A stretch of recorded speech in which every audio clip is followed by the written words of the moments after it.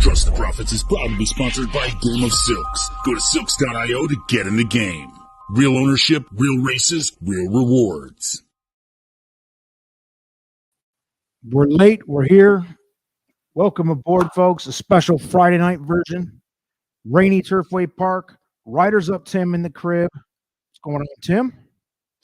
It's Friday night in the Thursday night cocktail lounge. How can you not like 2 nights in a row of the cocktail lounge? Let's do it.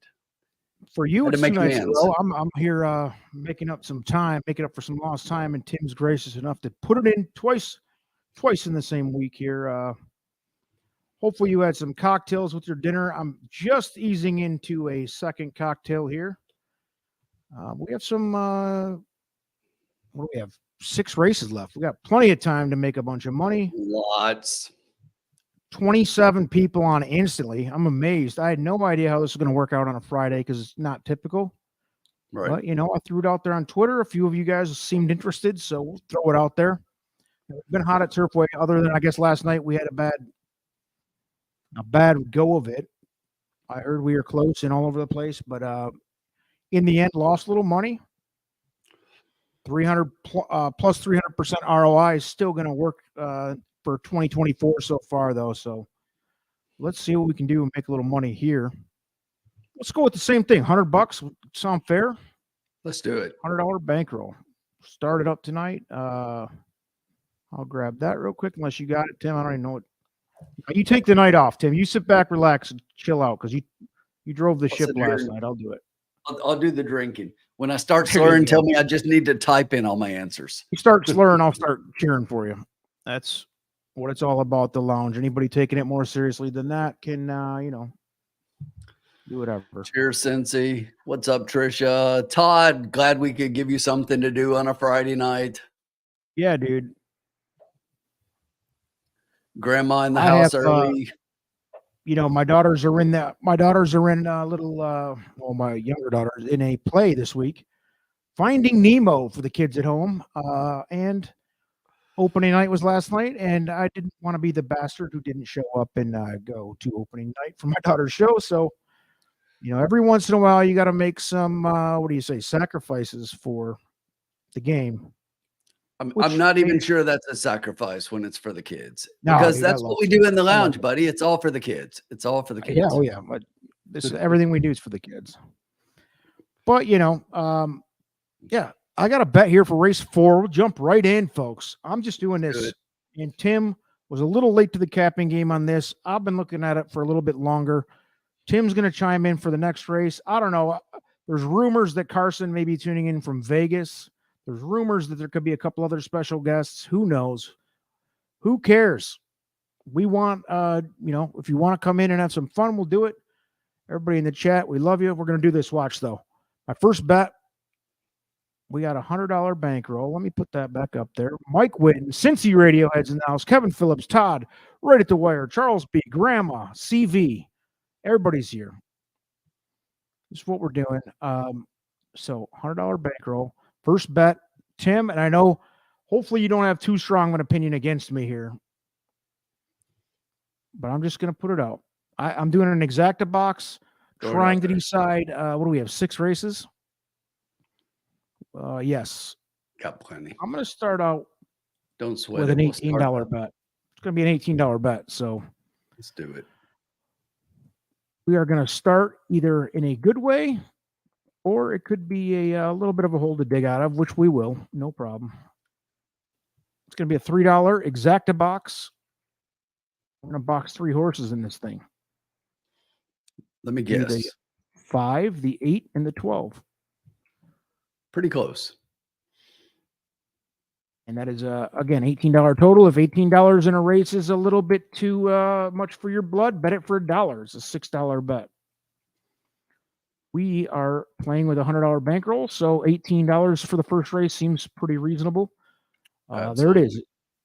Con Hill says, who's the bet? The bet is right there. 5, 8, 12 exacta box. Oh, I didn't put box, but it's an exacta box. You box in all 3 of them. It's an $18 bet. You didn't play that straight because you didn't tell me you were ready to go live with that pick either, because I didn't get to play my clip.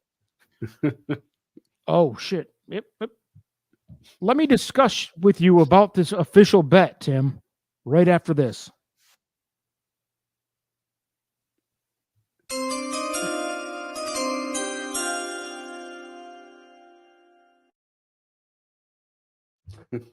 Thank you. That was like clockwork, baby. Like clockwork after I don't know how many of those. That looks like a strong bourbon barrel. Yes. Little thick. Little thick. Let's see. Looks like it's coming down at Turfway, folks. I know it's rainy here.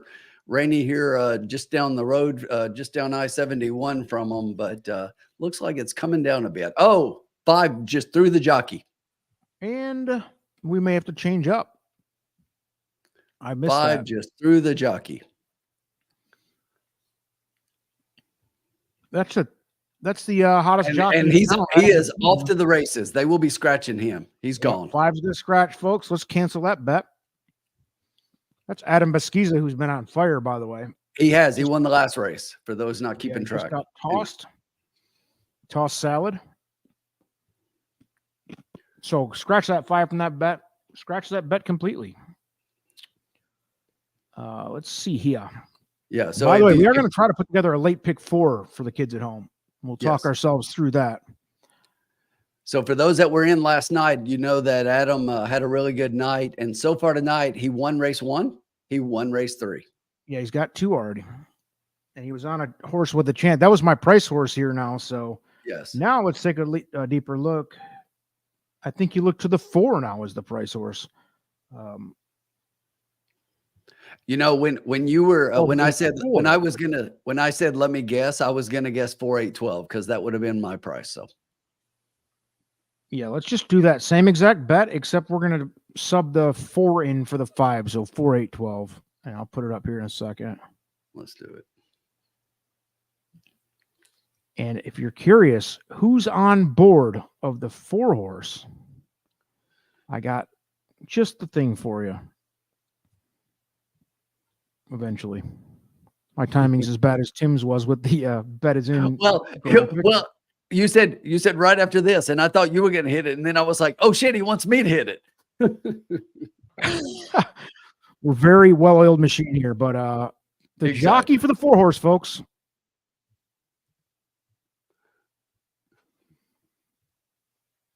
No sound? Come on. What? Formula uploaded a clip of Fernando de la Cruz there, and no sound. Very unprofessional organization here. Kind of show they running.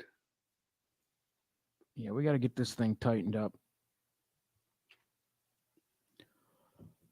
Wow, see now there's 2 camera views here. I'm watching this live on TVG for the kids scoring at home.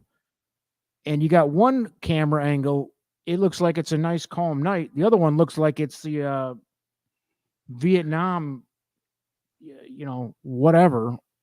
Right. Shit flying through the air. It looks like the end of the world. And I guess it's raining pretty hard sideways, maybe at one end of the track and not the other. I don't know. I just think it's the lack of light back there, so it's not being reflected. That other camera view has a light behind it, and you can see the rain. Is it yeah, I was just about to ask, is it cold there? But now I see the breadth of the horses and jockeys yes, signifying that it's at least below, I don't know, 40. I don't know how cold it is there, but it looks gnarly. Is that snow or rain? It looks It's definitely rain. All right. I don't know what the weather's been like there last couple of days, but I know it's been wildly warm in lots of areas in the country. So it's been cold the last 2 days here. Not cold enough to snow, but upper 30s. Yep. Cincy says 39 degrees. CV 5 is a non-runner. Yes. Scratch, late scratch, toss the jockey, then took off running. Not going to be in this one tonight. Just wanted to go early. That's why we had the horse, because he was going to win. Yeah, very aggressive tactic, but and I just screwed up that. Why am I so dumb right now? I'm not even drunk yet, Tim. That's the problem. There's the problem right there. Exact box, and I put no horses in the. So it is 4. Last time you didn't write box. This time you don't put the horses. It's been a long day. It's been a long week. 4, 8, 12, right? That's what I said. Correct. All right.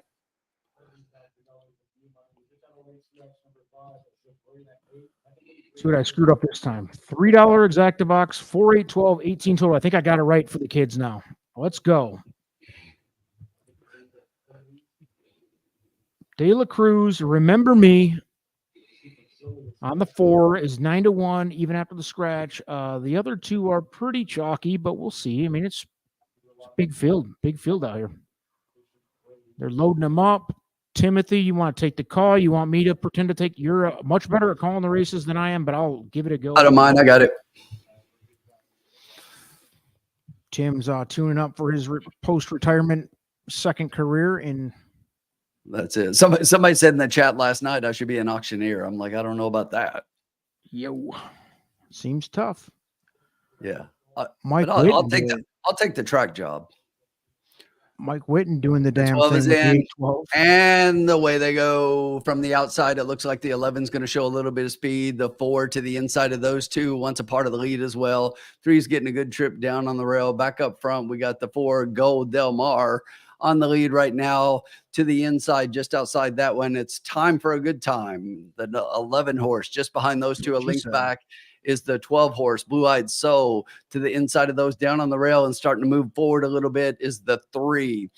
Another length back to the 8. To the 7 is outside of that one. Back up front, the 4 has opened up a little bit of a gap between that one and the next horse, which is the 12 coming to the outside. Come on, 4 step up. Gold Del Mar up there. The 12 Blue Eyed Soul is starting to make a strong move. These two still have a little bit of a gap on the rest of the field. It's about 2 lengths. 4, stay up. Top of the stretch. They went the half in 45. That 4 is shaking loose at 13-1. Bring the 4. The 12 Blue Eyed Soul is still stay strong. Going to make another run at it. It looks like the 6 Superlicious Boat is behind those. The 8 is starting to make a move into 4th, but way up front and just drawing away by about 6, 7. It's the 4. I'm 12, done. All right, 6 and thanks, 8. guys. Hello, 4 and 12. Hello. Thank God the 5 scratched.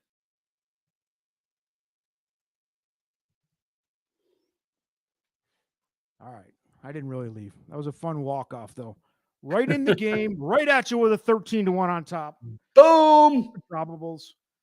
Multiply it by 3. I'm tired of the game already. Woo! I'll tell you what, I'm glad the 5 scratched because, like I said, when you said the 3 horses, I liked that 4 as my price horse, and I was going to say 4, 8, 12, and you said 5, 8, 12, and I was like, okay. Yeah, 5 might have made it a little different, but yeah, the 4 was definitely may have, in line. But that 4 looks so good, though.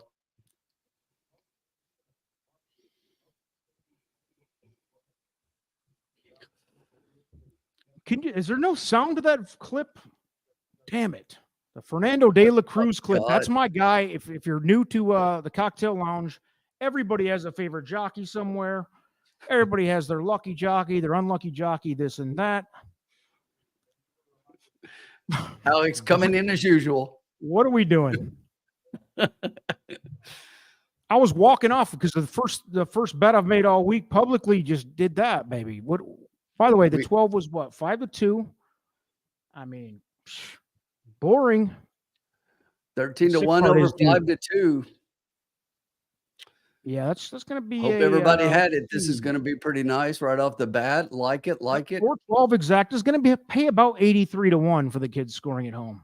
For God's sake, what are we doing, Tim? What are we doing? Only winners, baby. Only winners. Who had the 29-1 bag underneath too? And Jerry Corrales was late with the frickin' 8-horse there. You love to see it. Anybody who bet that with us? Love to see it. Love to see it. Thank you. We're gonna start. That's just a start. We'll get started now. Now we can start. I mean, that's pretty standard. 1-1. We changed that for our fund because I know the fund when you sent was 5, 8, 12. So yeah, we changed it up.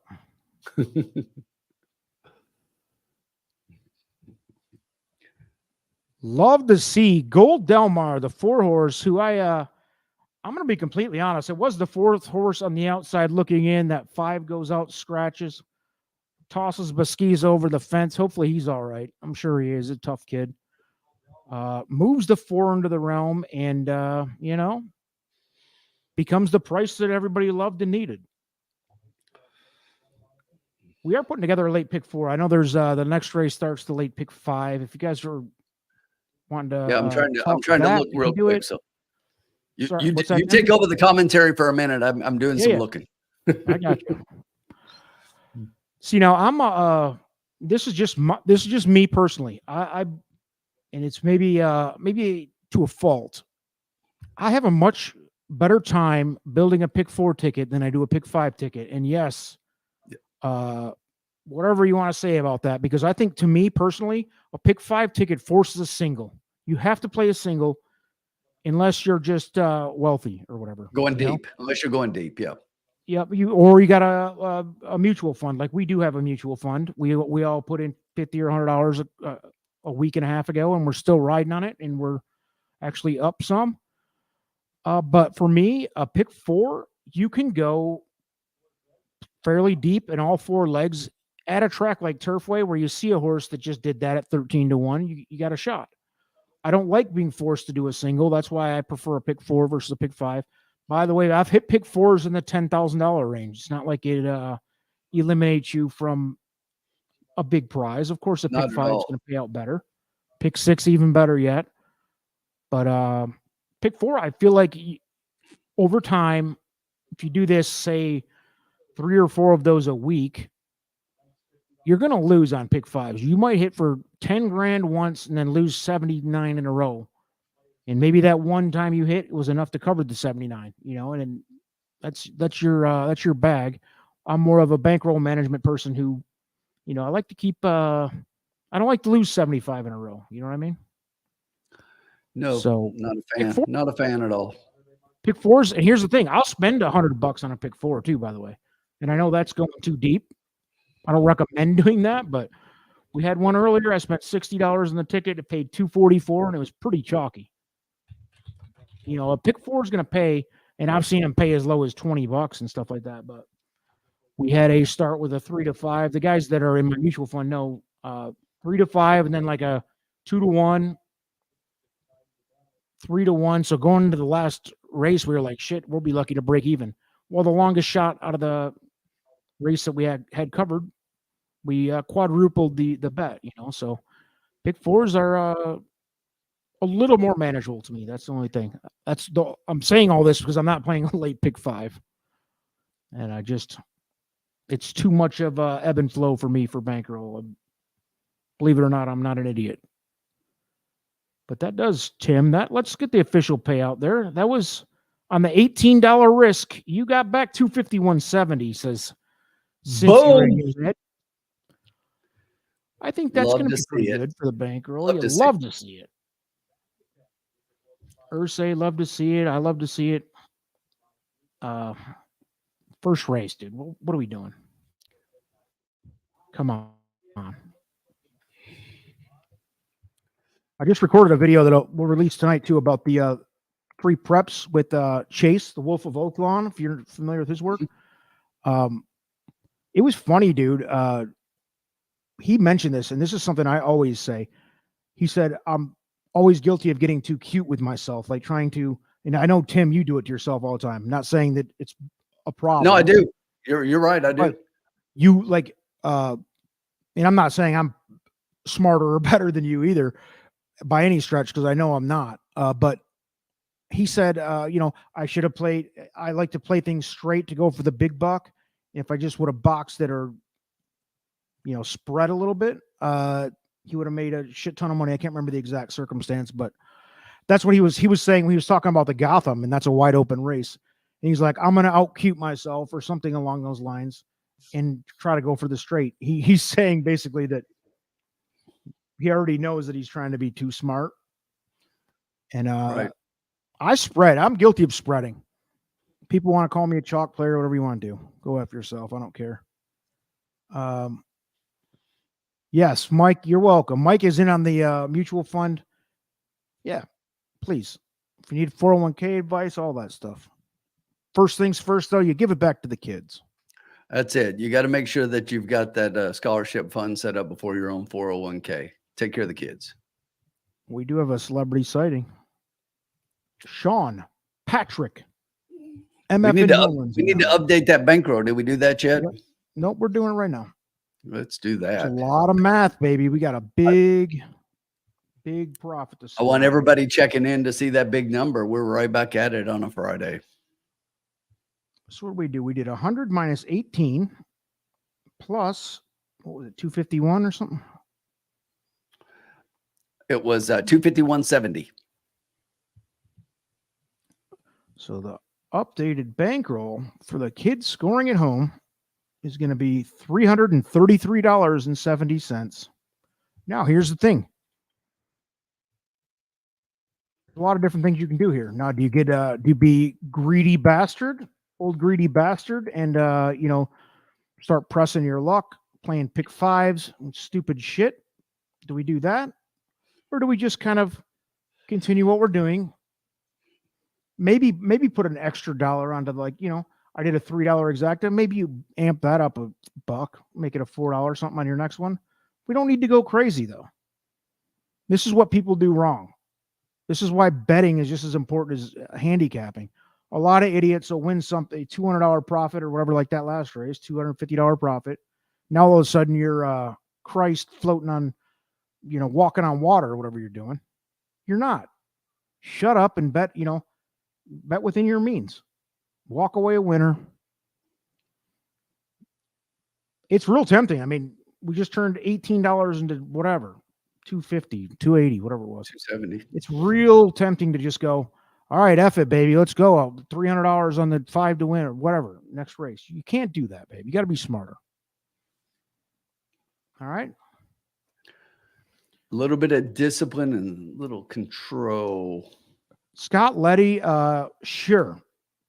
I would say this, though. I'll temper your enthusiasm a bit. He's asking if he can retire yet. He's in on my fund. Maybe not just yet, but by the end of the night, I think you probably can. We're working on it, Scott. We're working on it. Could it be considered lucky that 5? Yes, absolutely. It's a great question. Yeah, because you heard I had the same. I had 3 horses boxed, the same 2. I loved the 12 and the 8, and I loved the 5. And who knows? It's hard to say because maybe the 5 would have done it too. It was lucky that the 4 was actually a bigger price than the 5 was going to be. But I really did think the 5 could have done that too. That was a pretty spread race for me. I don't know, but yeah, I feel lucky. If anything, even if it would have came 5-12 or whatever instead of 4, was it 4-12 last time? If it would have been the 5 instead, yeah, 4-12. I feel like we still may have won that bet, but I definitely feel fortunate that the 4 was 13-1 or whatever for sure. Yeah, everybody, please. Scott Letty, thank you for raising that. Please hit that like, hit subscribe. Guys, if I put the facts down on the ROI in this cocktail lounge, and I know if you were in here last night, it was not a crowning moment, but we've had many of those. But our ROI is absurd. Nobody's doing it. No. First of all, nobody puts their shit out there publicly because they're ashamed of themselves. Exactly. And it's not something to be ashamed of. To win, to lose $100 over 10 races and spread it that way. And we did win a couple and put it back, and, and we were right there all night. There was no shame in what we did last night. And by the way, I'll be honest, if you're playing Turfway Park on a Thursday night, you're going to lose more evenings than you're going to win. And you can still win that way, meaning you might have a night like last night 5 times. And then on the 6th night, you might win $600 and you're back to even, right. Because we've had up until last night, and I wasn't there to save you guys, but I'm kidding. But you'll go on those runs. You'll go on bad runs. Exactly. And then, but the 3 weeks leading up to last night, what did we win? 912. I mean, it was crazy. We were on a really good run. 2 weeks ago, we won 1,600. Yeah. And it's not, it's not like we're sitting here expecting to win 1,600 every week. No. And then it was 900 the week before that. Down, in all reality, the come down's coming. And that's why I'm not afraid to put the ROI up now and for the rest of this year, because last night, for example, you lost the $100 bankroll. That's going to happen, dude. That's going to happen all the time. If it doesn't, and if we're being completely honest, that was a horrible card last night. Absolutely horrible races. I didn't mostly maiden races. The card was really bad. And if you look at tonight's card, you know why it was so bad. All the horses are in tonight. You have an Oaks prep tonight. Tomorrow you have the Mike Battaglia. You have a Derby prep. They've got 2 stellar cards coming up tonight and tomorrow night. So that's why last night was a little weak. It was a little weak. You know what, Tim, you can sum it all up with what Sean just said. Colin was in there for 7 races. How are you going to win? How's anybody going to win? Absolutely. That's a great point. Unbelievable. Right, yeah. That's a Colin, great if you're watching or listening, please, not tonight. We're off to a good start. Everybody's trying to have a good time. This is no. Don't be David Spank, what would you consider a good ROI on any one card? I would say just come out ahead, man. If I come out ahead, yes. We played Gulfstream Park today, for example. This is crazy. Tim's in on my mutual fund. I think we started with $400 or something in that territory. And we had it up to 900 and then down to 150 and then back up to 60. It's been up and down. Right now it's back up. We're doing pretty well with it. But so Gulfstream Park today, we started the day, I think the fund was at like 400 and something. And we had it down. I put a late pick 4 in for $60 late pick 4 ticket. And if we would have lost on the river, the last race, we would have finished down like $150. But instead, the late pick 4 paid $244, I think, puts us up. And I'm sitting there going, exhaling, going, we won that card. We started with 405 or something and ended with 411, maybe. And it was just like, we won $7 after a whole day's worth of work for me.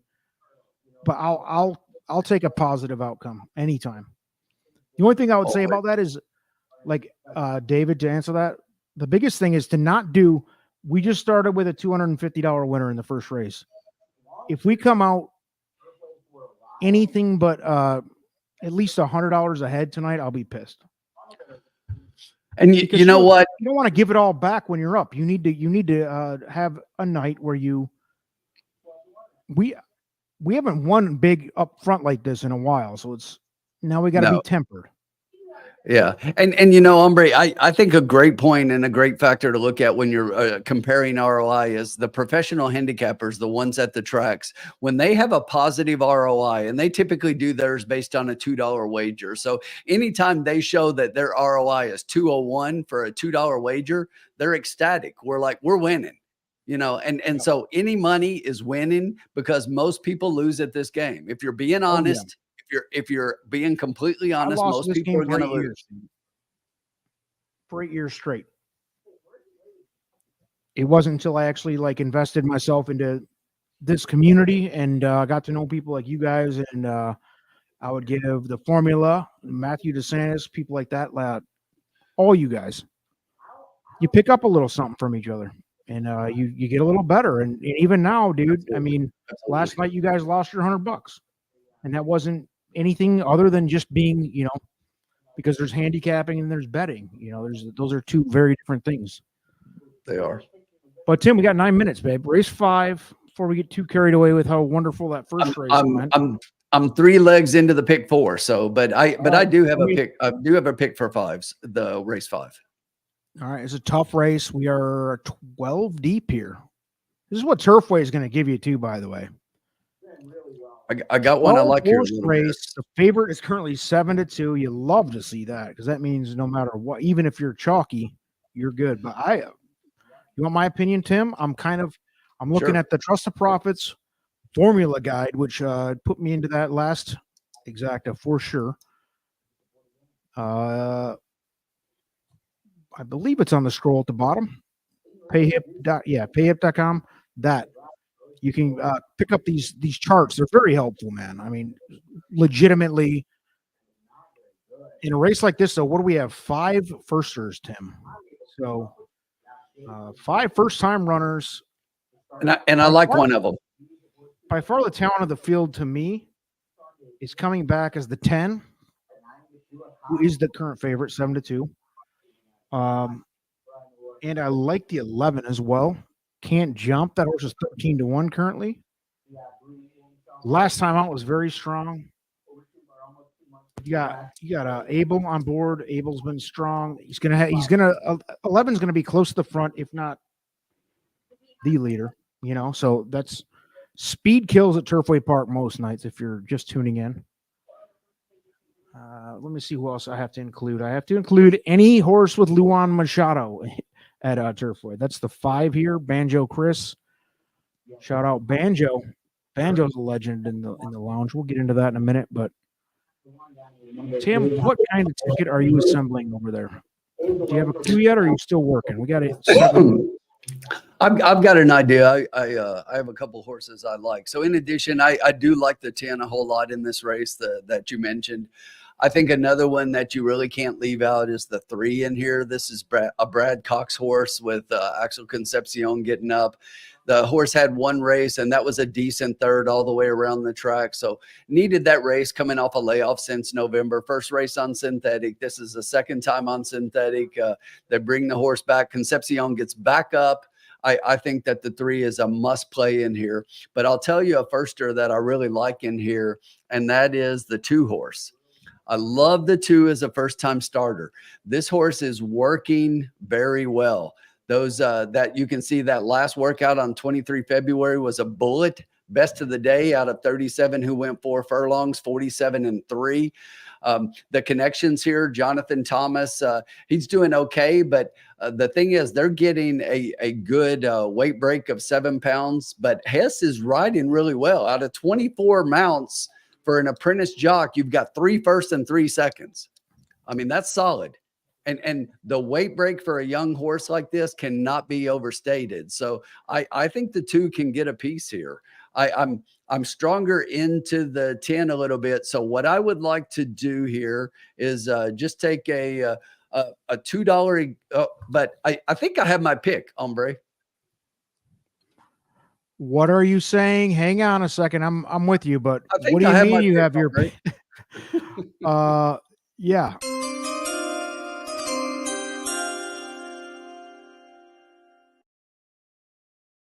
With the second bet in the 5th race at the Turfway card. We'll get better with that. First day of March, 2024.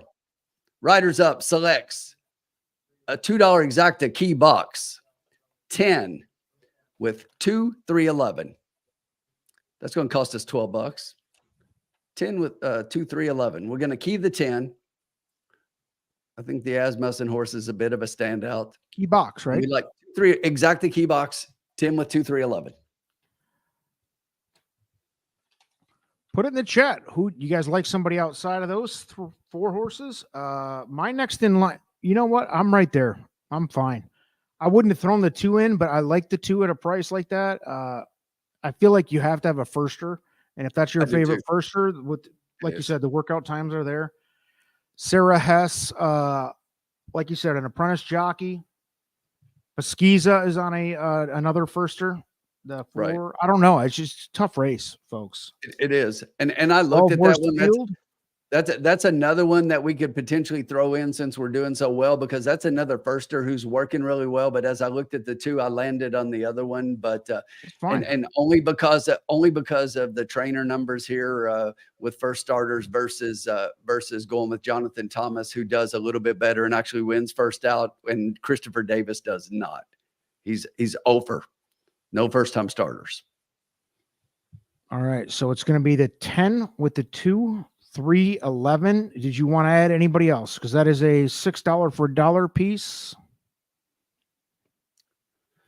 For the kids scoring at home, we'll put the official bet up. There is 4 minutes to post. I like it. Just leave it as it is. What would you say, $3 or 2? So I said 2. I mean, that makes it $6 each way for $12, but we can crank it up a bit if you feel comfortable. I mean, we're doing well. I spent 18 on the first bet, unless you're not confident. No, I am. I like it a lot.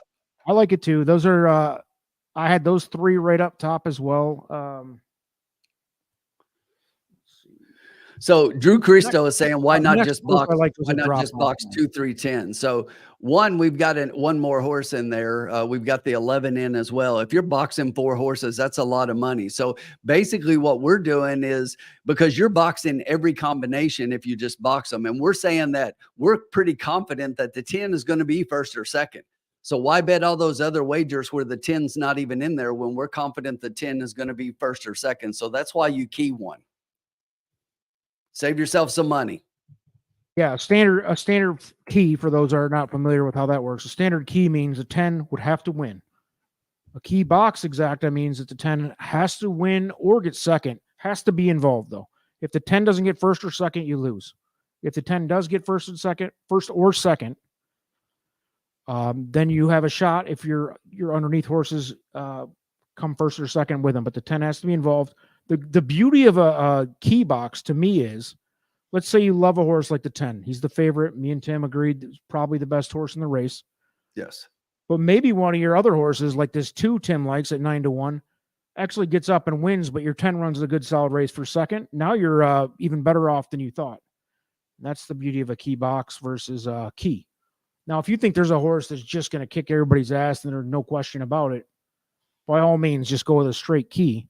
Right. I mean, like we talked about it, the video I mentioned earlier that I just did with Wolf of Oaklawn.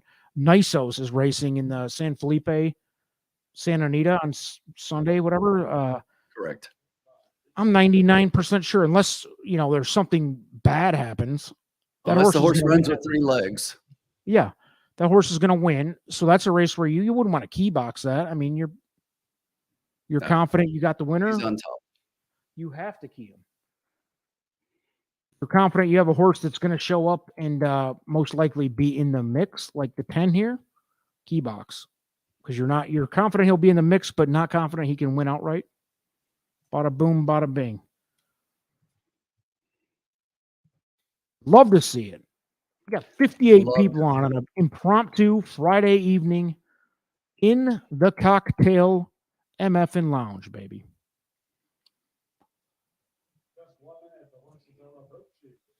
We're doing a late pick 4. That's what I'm working on now. Yeah, we got some I'll names let you call here, this. Oh, all right. I'll try.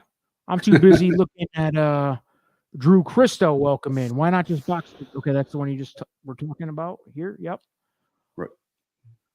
Angel James Jaime, or Angel James if you're American. I'm assuming. I don't know. I work with so many Spanish speaking folks that sorry if I butchered your name. Craig Carver. Craig Carver. I see some new names. We get some new names in here every week, and you love to see it. They are loading them up. The official bet is a $3 exacta key box 10, and including underneath the 2, 3, 11. Please hit like. Please hit subscribe. All we do is win here in the lounge, folks, and you love to see it. And Jessica Tugwell's in the house. Got celebrity sightings everywhere. I mean, it's just like there's the Oscar Awards for Hollywood. There's the Trust the Profits Cocktail Lounge for horse racing. It is what it is. Jessica, since you just tuned in, we just won $280 or whatever it was in the first race. No big deal. And now just we're another day in the lounge. Just another day in the lounge. Par for the course, as they say it. They're loading up. Race number 5. Tim wants me to call it, and I am not the best at this, but I will try. And you'll hear my emotions get good or bad as we go. Because unlike Tim, my rooting interests are very obvious. So we should be looking for the, I would say the 11 should be going to the front here if things are going as planned.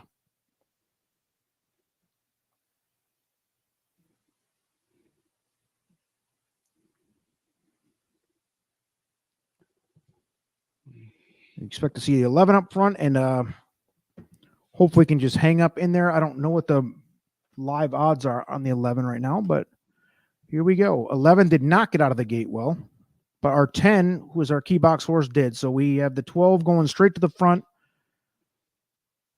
That is Steel Linked. Is that one of, no, that's not one of the firsters. The 12, the 6, 7, and 10 up front right now. 10's our key box horse. So anchoring all of our bets is that we have the 10 horse up in that top 2. And who's coming hard on the outside is the 9. The 9 is Brody. Let's see, the 12, Steel Link, Brody, Trouble's Roaring, Harold's Joy, the 6. And we have basically 3. None of those horses up there. The 10's sitting pretty, though, on the rail. I think the 10's going to be involved here. Now the 3, sharp shot. Here comes the 10 and the 3 going wide. Hopefully not too wide, and we're bringing the 4 with them. Let's see here. We got the 10 and the 3 trying to clear the 9. The 9 is really borderline interfering there, but so the 10's going to go to the lead here. 3 was coming with him. 3's going to try to dive down the middle. 10 is going to win this thing. It's going to be 10 and 4. 4-10 maybe. Who's the 4? Damn it. That was the one I almost added at the end, wasn't it? That was the one we said we should have added. Yep. That would have been a good one, too. What did he pay? 410. I think he got to the top, too, huh? He may have. Frosty Indulgence. Adam Beskiza's just on fire. That's honestly one of the bigger reasons. I think it came 410 or 10-4, but I'm pretty sure it was 410. Damn. Yep. 410-9. Charles, we got a winner in the house. Charles B. What do we have, Charles? I'm going to go back and see what you got here. You love to see somebody in the chat hitting big when we don't. That's Charles, right. 10 with the 2-3-4-9, exacta try and super key. Whoa, he hit all of it, baby. You got all of it, son. With a 12-1 piece on top, 2-1. Dude, 29-1 third. Charles B is hombre. We are screwed. Passion. We're what? We're screwed. So shocking. We get coolered. And guess who chimes in? But let's not lose sight of something here. Charles B just hit a superfecta with a 12-1. The chalk second, but in third, 29-1. I think you're going to be happy with that. Charles B is a legend. A legend is born in the cocktail lounge. Maybe second or third time we've done this on a Friday. Incredible. You'd love to see it. Yeah, we actually tried a couple of weeks ago, and it snowed so hard they canceled. Yeah. I was about ready to join in that. I said I'll join later. Next thing I know, you guys were offline, and they canceled the card. I remember that. It was like 2 or 3 weeks ago. Charles can surrogate my wife. Now this is incredible. Con Hill. Con Hill coming in hot.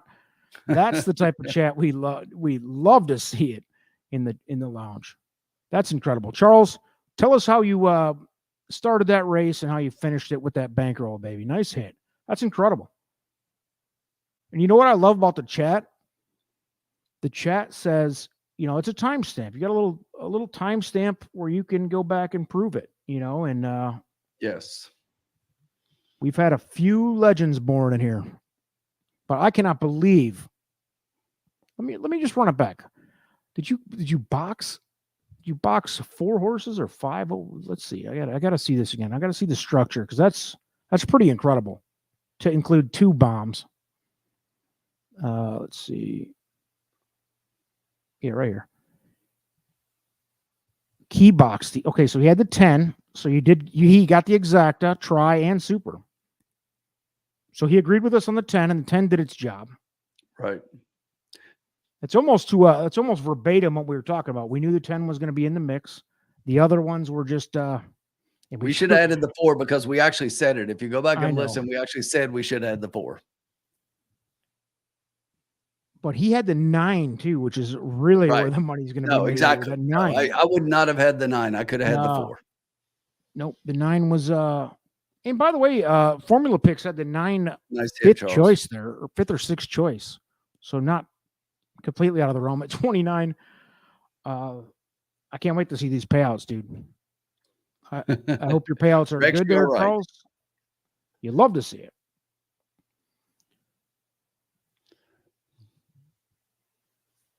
So we only lost $18. And here's the thing. This is what I was saying about bankroll management. We won $250, $280 the first race. We're not going crazy. Tim puts an $18 bet on the board. So guess what? We have $315 or whatever it is. And now we're going to work, baby. We're going to work. Charles B., I hope we helped you in some way, man. We were pretty confident on the 10 as the key horse, and that worked out, or key box horse, and that worked. Hopefully that helped talk you into it. But, man, I can't take any credit for the 9. Tim or I, neither of us. No. That couldn't have come better for you, except maybe the 9 on top would have been. But so that trifecta for 50 cents is $519. Let's see the super. Chuck, I don't know how deep you went on the super, but I'm going to guess that's pretty good. Dime superfecta, $492. That seems like a new name, isn't it there, hombre? Daily Double 18. I don't remember Daily that Double one. 18 is a new name. Welcome in. Welcome in. We got people making money out here. You know, we're doing our best. Look at that, though. $493, $492, whatever it was for the dime super. $492 for the 50-cent try. He's getting all of it. So, I mean, Charles just made a couple grand, and that's if he's playing minimums. I don't know how deep he went. Love to see it.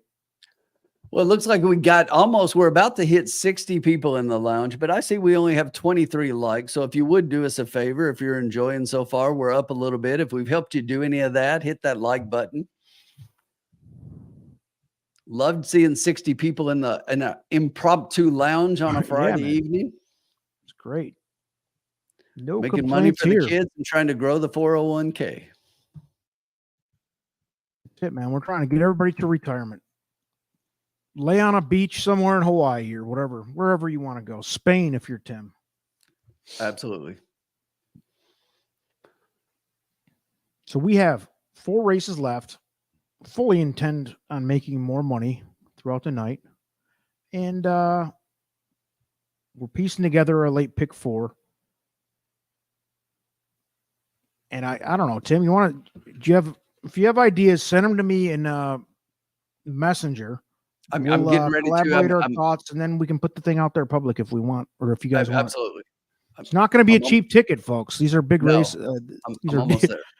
I can almost guarantee you this is going to be a pick 4 ticket that's going to be in the $60 to $120 range. No idea yet what Tim's going to send me, but also keep in mind there's one race that I'm really struggling with in the sequence. So all right. Think you have to go deep in that race. I bet you I can guess which one it is, but we're gonna go to work here in the background. And once again, just nice work to Chaz B. He's a regular in here too. You love to see it. Malatot wants Charles to send his pick 4. Yeah, me too. He certainly can afford it now. You know.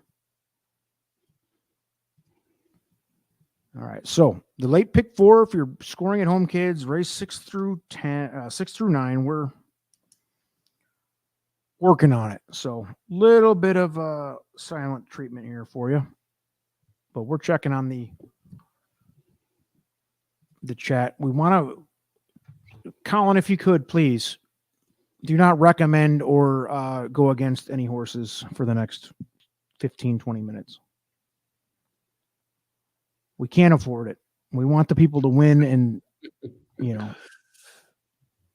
there's your updated bankroll. 315.70 after 2. Do we want to count the pick 4 for the bankroll? We don't usually. This is an offshoot of the bankroll. I think I don't want to, if I'm being honest. Because if you're new to the game, pick 4. I don't recommend a pick 4 to somebody who's new to the game. This is something you want to, take a crack at. It's going to cost you anywhere between. I mean, some people might make a ticket for $5. I don't know, but I'm not going to make a ticket for $5. This ticket's going to be $100 in the $100 range. If you want a realistic shot at winning a late pick 4 at Turfway, you're going to spend. All right, man.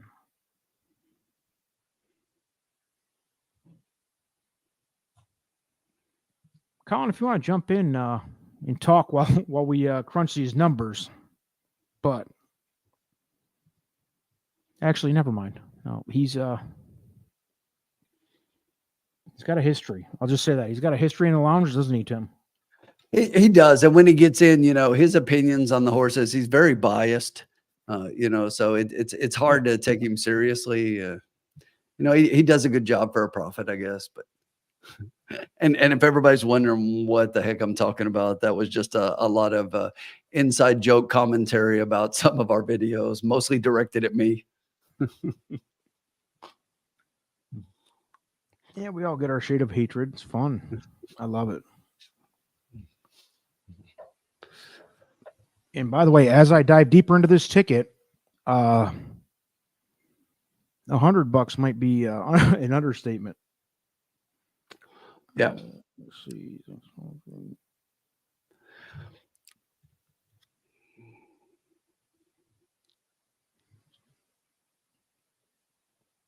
What do you guys think? I'm asking this for real. Do you have a single? Is there a single in this late pick 4? The last 4 races, is there a single that you like, that you feel confident enough to risk, say, a $50 or $100 pick 4 ticket on with a single? I have one that I could maybe say I think the first leg is the closest to a single. And I think you're insane for saying that. But we'll get into that. I mean, it's crazy. I really do. All right. Well, listen. That's why 2 heads are better than 1 sometimes. I'm putting down every horse that I would like to play first, and it's going to be like a $300 ticket. This is how I do it. Every horse that I'd like to include conveniently, and it's usually way too much, and then I say, okay, now let's start getting down to brass tacks, as they say.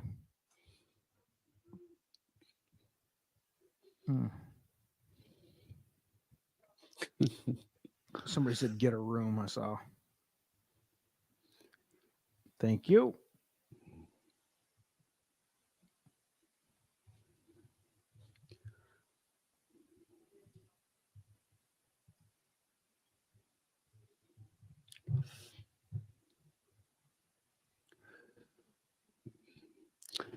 Cincy, I don't think so personally. I don't even have the 7 in the top 2. I've got the 7 third in that race.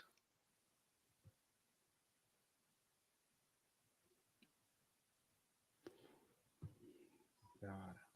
That's definitely not the one I would single. Bad.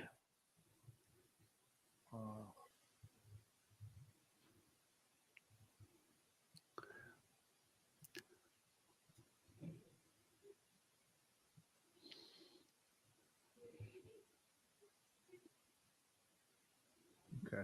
I think I have. This is my process for a pick 4, guys. No bullshit.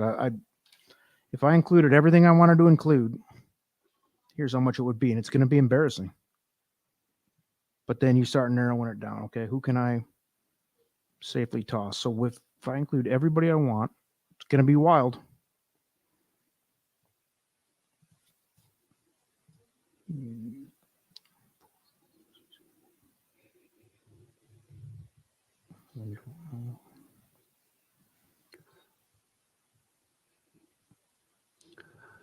And I think everybody who's dropping singles in just proves the fact that we don't have a single because we're all over the place with picks and from what and not saying that some of them could not be, but it's just like I think every one of these races is pretty tough. All right, so my first draft of who I would like to include would be a ticket that would cost me $160, which is actually not that it's better than I thought it was going to be. Would I ever spend $160 on a 50-cent pick 4? Probably not. But we are in a mutual fund and we're up. And I guarantee Tim's about to send me a message with some horses that I probably don't have included. So then the decisions will be made. So let's see. Race 6, Scott Letty. Race 6, possibly single to 10. The 10's not even included in mine. I mean, that's how open I think that race is. Tim thought that was his closest thing to a single was the race 6. I can't even. Actually, I lied. It's not a $160 ticket that I came up with. It's $192, which is clearly not going to be bet. But all right, Daily Double likes the 4, 10, 11, 12. I have all 4 of those the first leg. I can't agree with you more. Second leg, he has 2, 7. I got one of those. Oof. So yeah, this is where you just have to take a stand. Truly. But man, that first race is not where I'm taking a stand. I'm shocked you saying that, Tim. Oh, I said it would be the closest. I would not take a stand. Like 6 deep in that thing. I'll be honest. Oh, I'm not still even don't near love that. it. Still don't love it.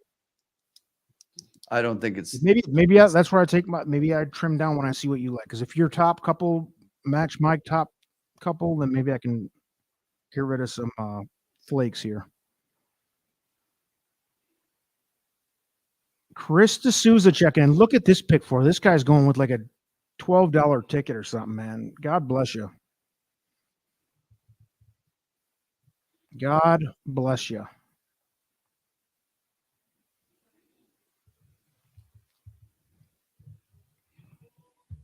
Rodney says the 4 won't hit the board. I'm a huge Tyler Connor fan. I don't love the 4 in this race either. Was that your single call, Tim? It is. It's okay. It's the one that I think is the closest to a single. Okay, I was curious. So you think that's the closest to a single?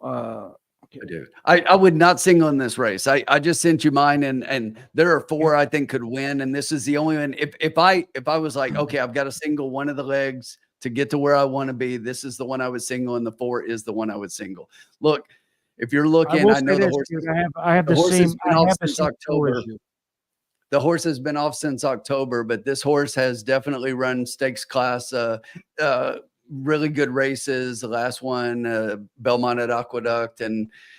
But if you look at these works coming into here, I mean, these are some really strong monster works. 27 January bullet work, 3 February bullet work, 10 February bullet work, and that's really strong. So, and then follow that up with a couple of good ones and a 6 furlong work just last week, which you don't see a whole lot. So I like it. I wouldn't necessarily single, but if I had to trim my bet, this is the one. This is the one race that I think I could go with the 4 because I think the 4 is a little bit above the others. And Hombre, I put those. They're not in numerical order. If you look at them, they're in pick order. Yep. Okay, that's the way I took it. Damn. Okay. We have a lot of the same ideas. There's one race we're totally different. So that's going to be the spread race, the second leg. Let's see. I think we can do. And if I'm being truthful, those first two horses in that race, I think are win candidates. Personally, I know some people like the third one. I don't like the third horse to win. Well, here's the thing, Tim. Race 6 is mine, so we're going to combine this pick 4, and if we blow out of the pick 4 right here, I've got a couple others covered because this was my spread race, but maybe we can hit a big trifecta or exacta here. But race 7, let's see. Let's do it. I like it.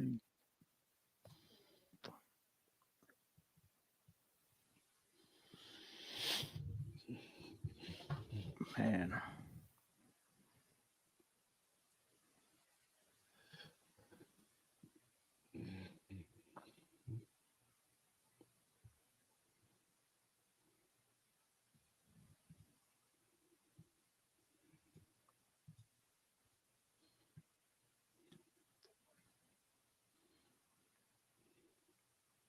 Oh my God, this is crazy.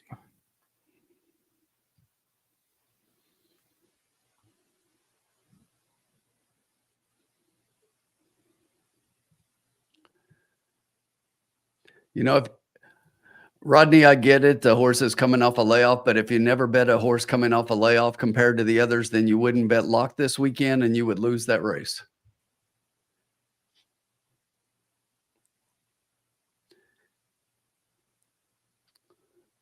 Plus, look at the ROI for this trainer coming 61 to 180 days. 40%, $7.24. If you bet $2 for every layoff that this trainer has had 61 to 180 days, if for every $2 you bet, you're going to get $7.24 back. That's unheard of. I cannot count this 4 out. This 4 to me is the best horse in the race.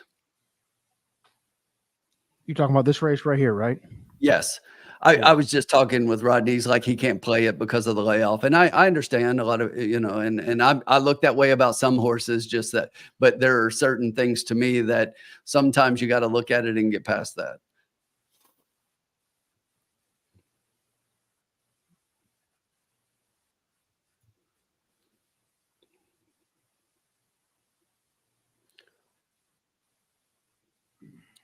You know, they take this horse around. If you look, Parks, Belmont, Woodbine, Belmont at Aqueduct, Presque Isle, Downs, and it's just like they're putting this horse all over the place to try to get wins, and it's like first, second, first, third, first. Different tracks, still winning. All right, I'm putting the official bet in here, Tim. Let's do it. Here we go. I mean, I'm not like taking your spot here, am I? No, you ready to announce it? Yeah, I'm typing it in here.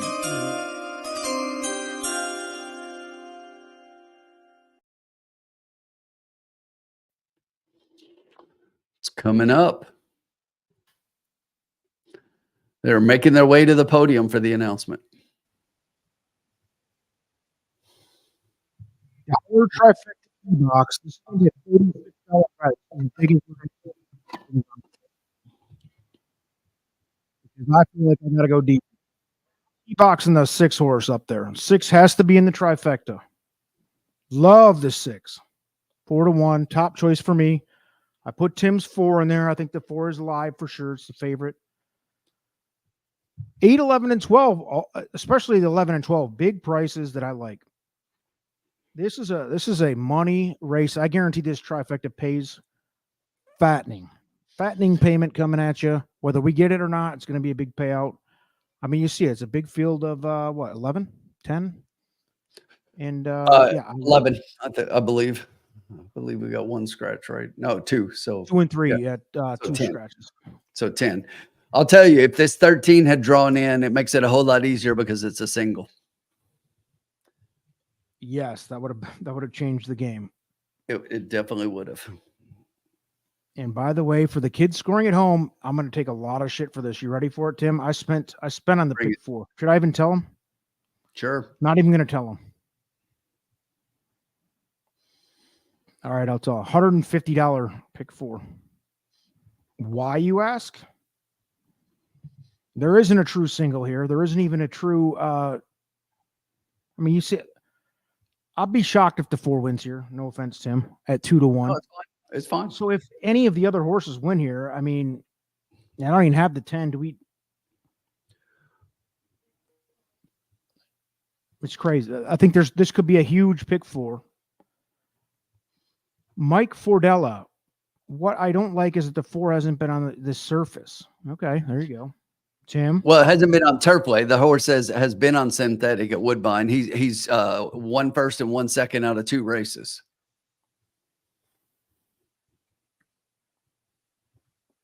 Yeah, Turfway is kind of its own animal, but yeah, synthetic is synthetic. Let's see.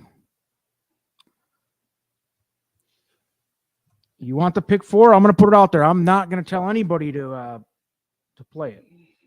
It's a lot of money, and to be honest with you, I probably wouldn't do this on my own, but this is why you do. You'll see me tweet out something once in a while for a mutual fund where you can take a deep stab like this, but here it is. Late pick 4. I'm hitting all the buttons here. Sorry, my fault. Yeah, I'll share it. I got news for you. This is one of those pick 4s to me that it's going to be either. I think it's going to be a huge payout. I don't think there's any doubt about that. It's just how long we can stay involved here, really.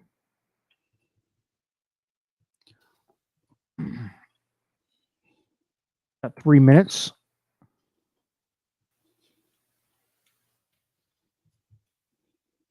Yeah, I couldn't even find one that I liked to be 2 horses deep on. So good luck to those with the singles. You're a better person than I am.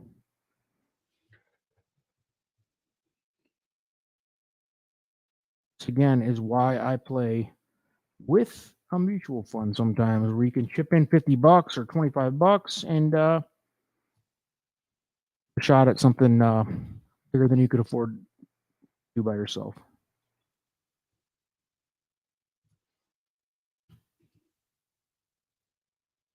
There it is.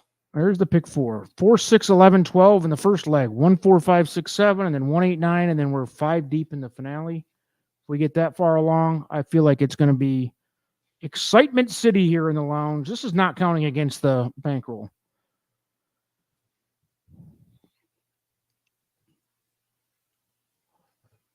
The official bankroll bet is the trifecta key box I put up here. That was $36. Right back at you, Chuck. Charles B, baby. That's our big winner for the night so far. I mean, we had a real nice hit the first race. Last race we lost, even though we flirted with that winning bet, didn't we? But we did not flirt with that. Charles, how much did you clear that last race? Because you had that super and the try. And I know they both paid like $490, so you must have cleared at least 1,000. Unless you were, that's minimum bets. That's if he played it for the minimums. So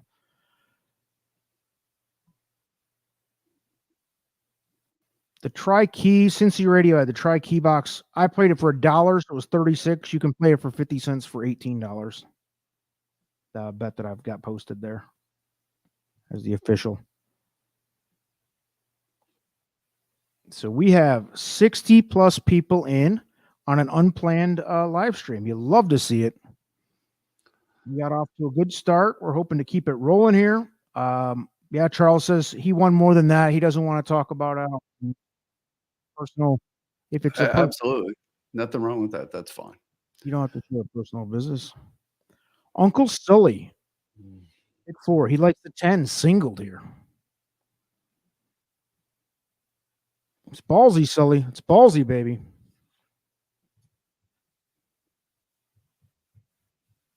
I'm going to be honest. I wasn't going to put the 10 in, but Tim had him up in the top 3. And it made sense to me that he was a factor. We have 0 minutes to post. They're starting to load up. And what we're looking for here, Tim, is this trifecta key box that we have posted as the official bet. The 6 is keyed up. Tim was big on the 4.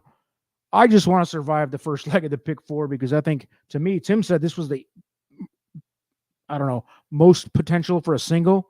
And I'm looking at this mess saying, no way. I'm 5, 6 deep here. Still couldn't make a decision, but with that pick 4. I just want to survive this one. I think we got a shot if we can get past this one. And we're only 4 deep. Malatot's in with a pick 4. We'll go back. We'll revisit. Good luck, everybody. This is a high potential payout race.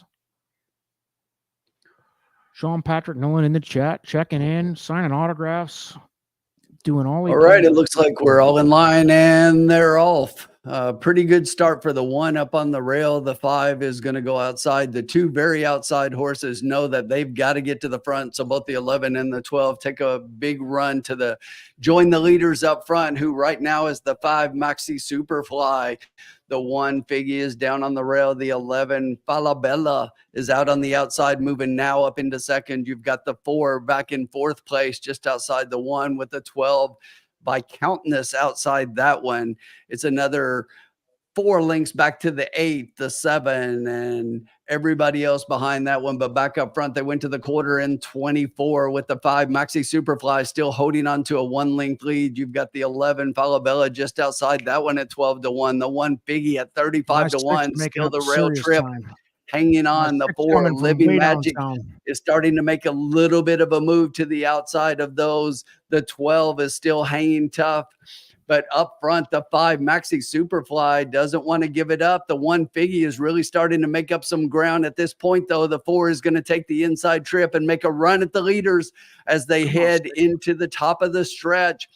The 1 Figgy is starting to make a move to the outside, coming with a big rush. It's the 10 to the outside. But up front, Maxi Superfly does not want to give up the lead. The 6, Barbara Tina, is starting to make a run. 6. The 5 is tiring. Come on with this 6, but the 5 is not giving up this lead, folks. The 5 is still a good 4. The 6 is going to close and make the distance close, man. Late, but it's started too late. Wow. Did anybody have that 5? Banjo. Who was that? No. Oh, shit. Was that Banjo? Race. Wasn't Banjo. No, it wasn't. That was if that would have been Banjo, I would have quit gambling for the rest of my life.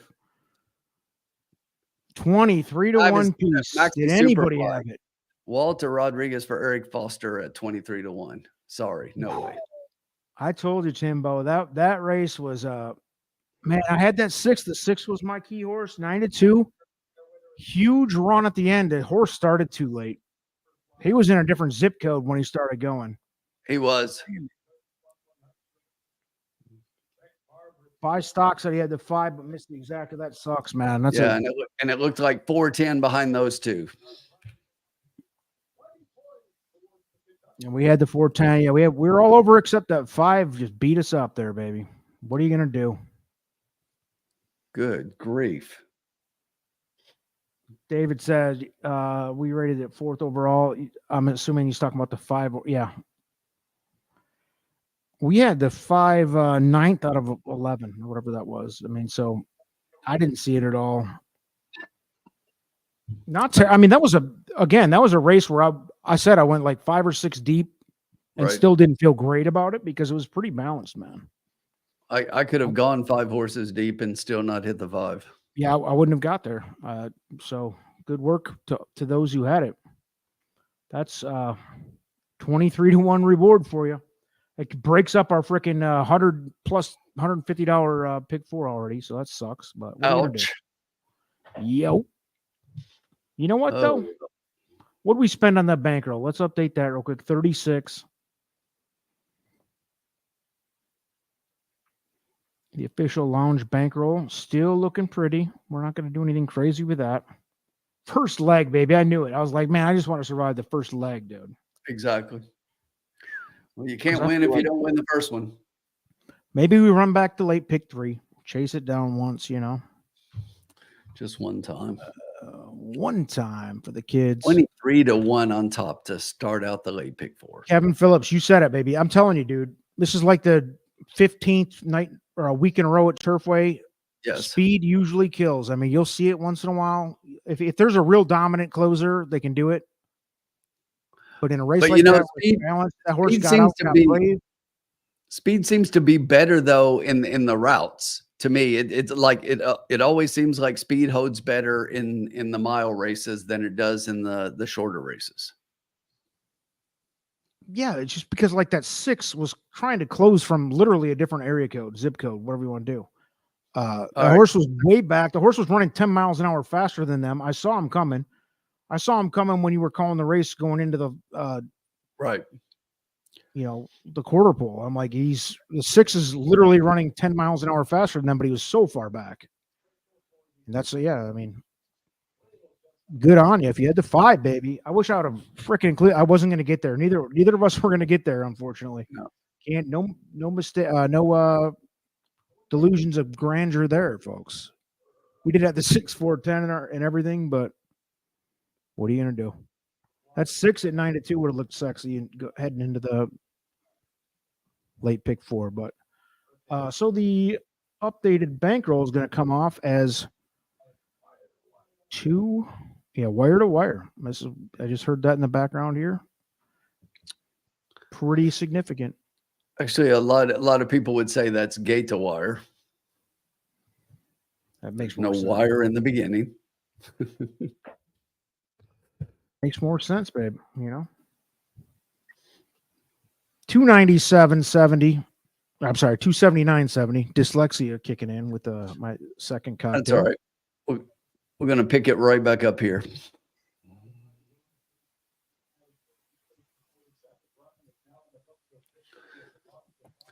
Man, Let's go, baby. We got a couple guys heating it up in the chat. We got ourselves on a good run here. We got a little bit of a bankroll to work with. Daily double 18s posting in a late pick 3. 2, 5, 6, 7 all, and then a 5 singled in the finale. Whew. That's brave, baby. The 5 is to be included for sure on my tickets, but a single at the end, baby. Don't take this as like a downplay on it, but that's brave. I don't even have the 5. I'll tell you why the 4 is going to beat the 5. In the finale. I'm talking the finale. I'm talking the finale. Right? I do. I have the 5. But I'm just saying, I'll tell you why the 4 is going to beat the 5, because you got red hot Adam the Biscuit, who's ridden that horse the last 2 times out, but he jumps off the 5 to ride this 4 for Paulo Lobo. And you got Leperoux on there now, right? So I don't know. The 5 is not my favorite pick there either, but man, hey, if you're feeling it, baby. Oh, I mean, I see exactly the horse, but that's why it's a play against for me, just because Adam gets off the horse and he's red hot. Yeah, he's kind of him and Luan running the show out here in Turfway Park right now, to be honest. Yes. So we have a late pick 3. We have 3 races to go, and we have 279.70 to get it done. Man, that was a heartbreaker there with that 5 for most of us. Yes. What are you going to do? What are you going to do? What's everybody doing? What's everybody drinking? I know we addressed this, but it's been a couple hours now, or an hour, whatever. Everybody drinking booze, beer, wine. Sean Patrick Nolan out there drinking his ice water flavored, pink flavored, whatever. Smoking dope? Are you doing heroin? Taking methamphetamines? What are we doing? We got 63 watching right now on a Friday night, 8:35 East Coast time. Love to see it. I may have to go load up a refill on a couple beers. Tim, you got this for a minute? Got it. Let's do it. All right. I'll be right back. What do we have? Race 7 coming up. 20 minutes to post. Put your thoughts in the chat, please. 20 minutes. Let us know who you like here.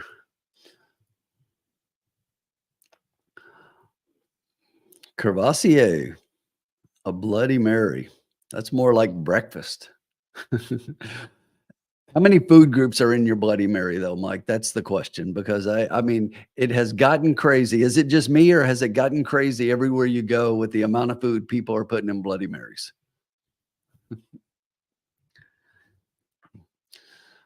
Wow. If you had that pick 3, congratulations on your $8,000 win. Good night. Only at Turfway, people. Only at Turfway.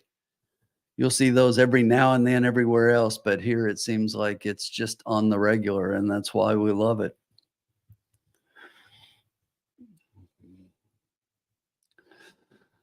So who's everybody like this weekend? Anybody got any strong thoughts on all of the preps going on this weekend? What about the John Battaglia here at Turfway tomorrow night? Anybody got a thought about that one, or anybody they like in there? Let's see if I can pull something up here real quick.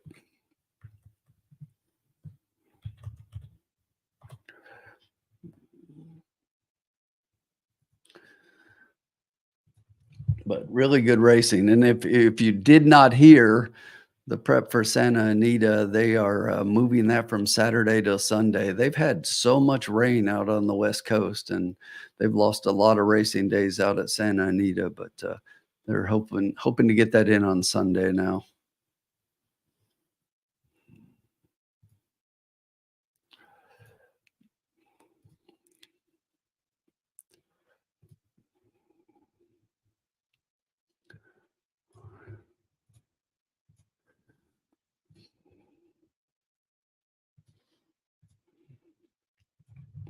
So I'm gonna throw this up on the screen. If you have not seen this, this is what we're looking like for Saturday at Turfway Park for the 1 1/16 John Battaglia Memorial. You've got the one Gettysburg Address there for Brad Cox. Ode to Balius is the 2 horse there for Torres Concepcion. We got Stephen Leister training the 3, Mr. Faversham. Reese, both at midnight, the 4 horse. I know a lot of people like this 4 horse a lot, and think that the horse is head and shoulders above the rest of this field. Cox has got the 5 Fidget in here as well. Epic Ride is a horse that I'm looking forward to seeing again. This horse has done nothing wrong, and with Adam Beschizza getting up, and as hot as he is at Turfway, I don't think you can count that horse out. That's a horse I really like a whole lot.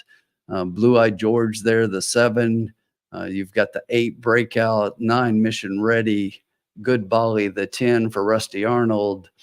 Mugatu, I think it is here, the 11. Encino, the 12, and then a couple of also eligibles here. But I think personally, we're looking at the 4 and the 6 here. So what do you guys think? Anybody looked at the race and have any strong opinions right now? So not touching Epic Ride. Not surprised, Rodney. It seems everything I like, you don't. The UK Biscuit is on a row, Sean. He absolutely is. And that's why I think you can't count out Epic Ride tomorrow. So he's definitely hit a couple of strong buyers. Came straight out of his maiden special weight to win a good stakes here at Turfway, and beat a couple of these horses. Beat if you look at that last race for Epic Ride, he beat Blue Eyed George and Good Bali in that race. So that was a strong field as well in that race, and I just think that that's a horse that's going to compete. But I really like Bolt at Midnight. That's another horse. I think Bolt at Midnight for sure. I also agree. Yes. And I agree. If we get these horses draw in, this is a horse you better watch out for. I totally agree. This allowance race, this was really nice. This horse went in at 13-1, and I thought that although the horse got a bit of a good trip in that race, this is a horse that I think is going to definitely move forward. If you look at those speed figures, look at that 20 to 30 to 44 to 55. I don't think this horse has hit a ceiling yet. 75 speed figure in the last race. So that's definitely a good call, David. I like it, but that should be a good race. I'm really looking forward to that one. So, anybody else have any opinions on the John Battaglia? Is anybody planning on watching all of those? Love the 6 in that race as well. Yes. Epic Ride. Yes, that's definitely one that I feel very strongly about. That's almost one to where I think I might throw a strong exact on the 2 that I really like there more than everybody else. And it's a competitive field. There's no doubt, but if you follow the lounge long enough, you know that I'm one that rather than Hombre tell you that he spreads, and I typically don't. And I like picking my horses and taking a little bit of a stronger stance with hitting it a little bit harder and heavier. And that's a strategy that's kind of worked out for me pretty well. And then I'll usually take my exacta and run that in first and second with couple 3 horses in third, and that's typically how I play my tries. I don't like lots of boxes. I don't do lots of boxes other than just the 2 horse exacta boxes. That's typically how I like to play. And he's back. Welcome back. So we just took a quick look at the John Battaglia tomorrow and talked a little bit about that race. And you're big on that. That's Tim's. I am. Tim definitely does consider Turfway Park his old Kentucky home, so I can't I can't argue for stopping by. Right in there. Tim's one of the better players for sure at Turfway Park I've ever dealt with. I mean, it's up until this year I had terrible luck. I refused to bet here for a while because it was an unsolvable puzzle, and I think this year we've made big ground. Partially thanks to Tim, partially thanks to a lot of the tools we built, and I think it's become a little bit more predictable just based on, I mean, the connections. If you just follow connection or jockeys mainly, even more so than connections. I mean, Luan and Basquiza have been wildly successful. There's Luan earlier in the season, especially, but lately Basquiza. And I think that we're seeing a little bit cruise on the prices. If you get absolutely, and we talked about this a couple of times. Is I think it's gotten a little bit more predictable because we're seeing more of the higher end trainers bring in good horses, and it's not just the same old. And I just think that it's become a little bit more competitive. And guess what? I think people. I don't know what to say. I'm not a horseman. I'm not a high-end trainer or, whatever. I don't know. I don't have the knowledge, but I will say this. It has to help that, the last 2 years you had Rich Strike and 2 Phils here. They came out of this track. I would think that probably gives a little more confidence to people to bring, talented horses here, where in the past it was like if you wanted that path to the Derby, you needed to come through Gulfstream or Santa Anita or Oaklawn or wherever. But you can't minimize it, no matter what you think about Rich Strike or the horses, and I just think that you can't minimize the results that a couple of Turfway horses have gotten in the Triple Crown races the last 2 years. I thought 2 Phils was one of the best 3-year-olds of the year last year. I mean, he didn't have the consistency at the top end, but that horse was just always there. Yeah, he didn't have a bad race. His whole, at least not the first. I haven't followed him. Is he? I don't even. I haven't seen lately. Now. I think he's been off for a while. He was his whole 2-year-old and 3-year-old campaign. He was solid, super solid. Absolutely. So we have 11 minutes post race 7. Current favorite now is the 5. So this one's yours, Hombre. So I'm just going to give you a couple of quick thoughts in here. I just did the last one. Oh, that's right. You did. I was going to give you another one. This is mine. What do you mean it's yours? It's not yours. Why are you trying to take my race? I'll give it to you. Here, I'll take it. Whatever you want. I don't care. No, I'll do it. I don't know why I thought it was yours, but it's the 14.5% bourbon barrel stouts talking, probably.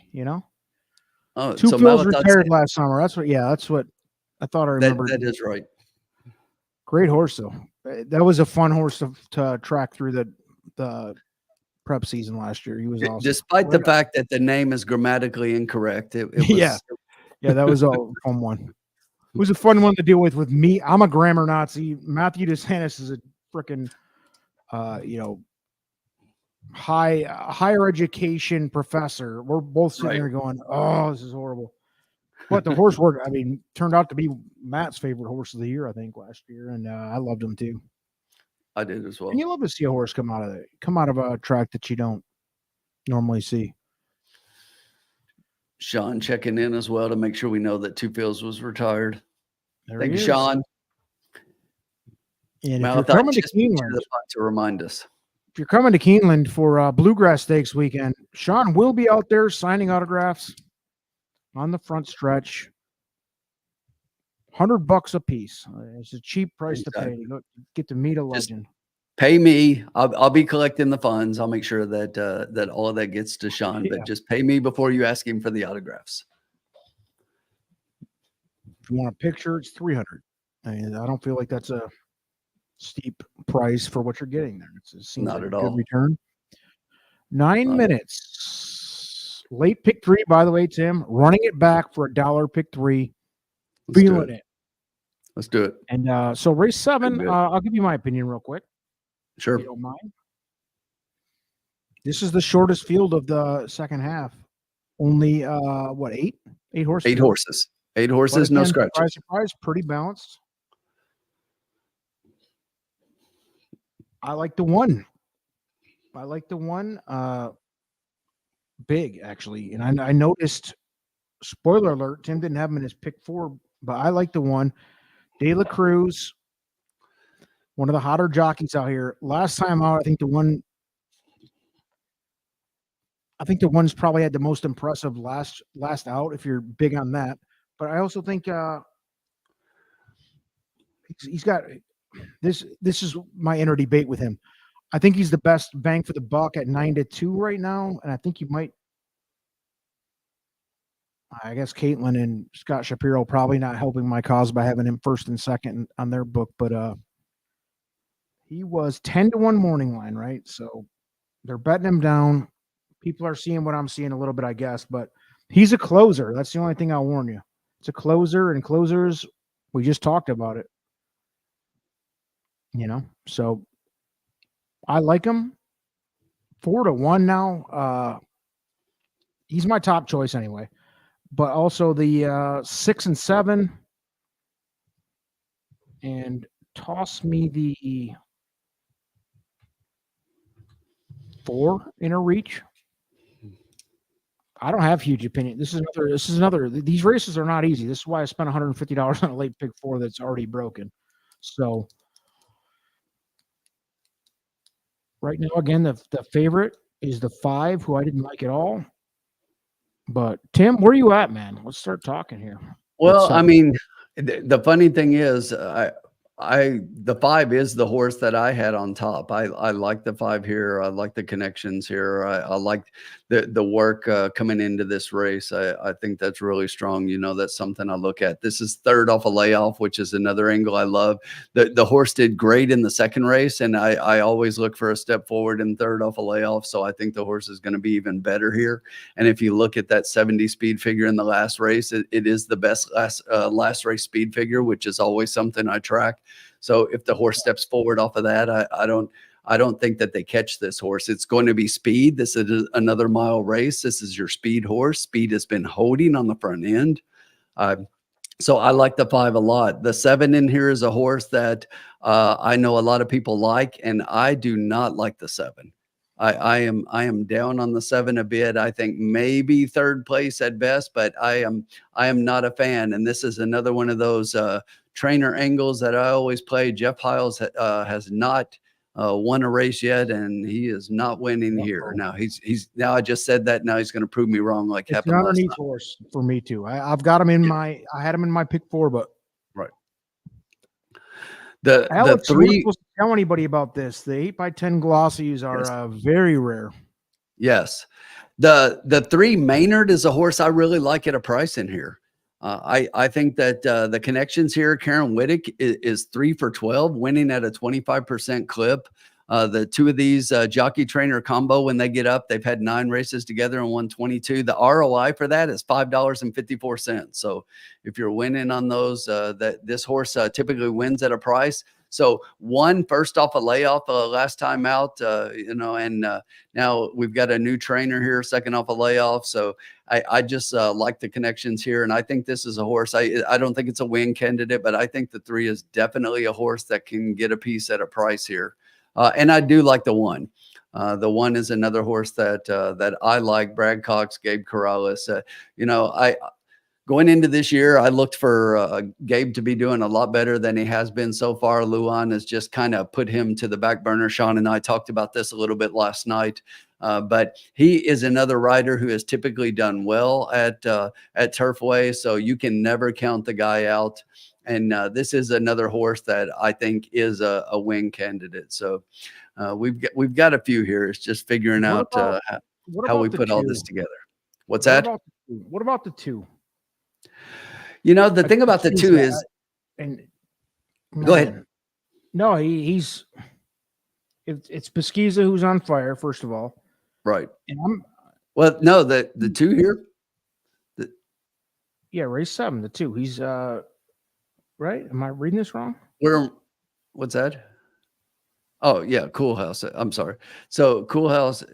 No, Hardy Choice, the 2. I'm sorry. I'm in the wrong PP here real quick. Come on, you did this a week or so ago too. I just did. I know I just did that. I clicked my Express Bet to look at it, and I clicked the wrong daily racing form. I'm sorry. But yes. Tim. Adam Mesquite is on the 2. Yes. This is one that, this is like my 4th choice, maybe. It's a pretty tough one here. Like this is but I have a hard time leaving him out. At Adam's hot, I get that, but I'm sorry. Razor Sharp jumping in the chat. Shout out to Razor. Yeah, I'm sorry. I'm fading the 2 here too. I am. I hope he doesn't burn me. Hope he doesn't beat me, and if he does, hats off, and we'll move on. But I'm not betting the 2 here. What's the bet, Tim? Let's get the official bet with 3 minutes to post. What's up, Razor?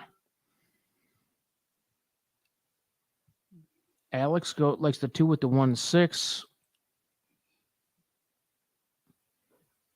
I like the 1-6, and the 2 is the wild card there. I don't know.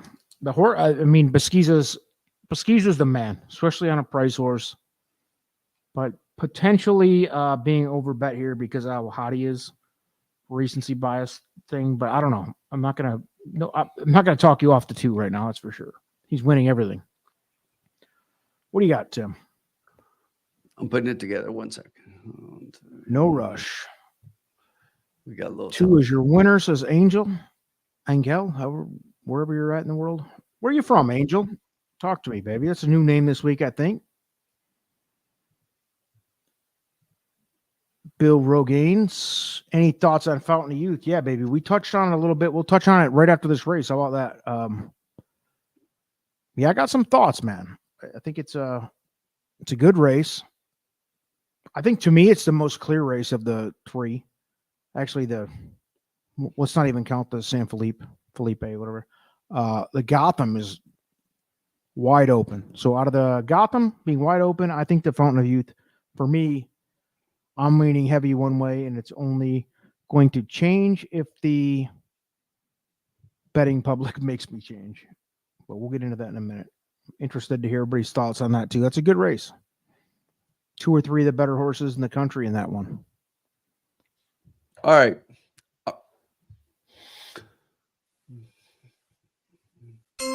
Yeah. Oh, Tim.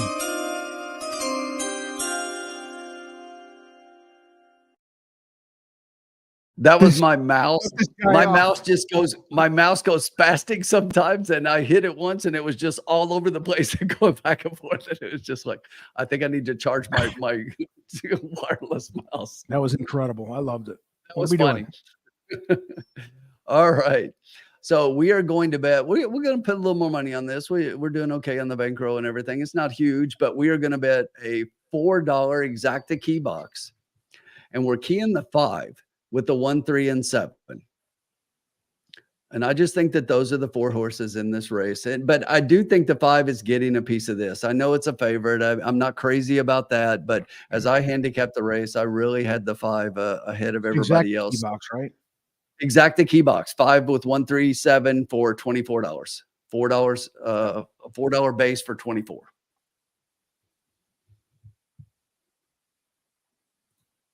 And they're loading them up, folks. We are running behind. Tim running up against it.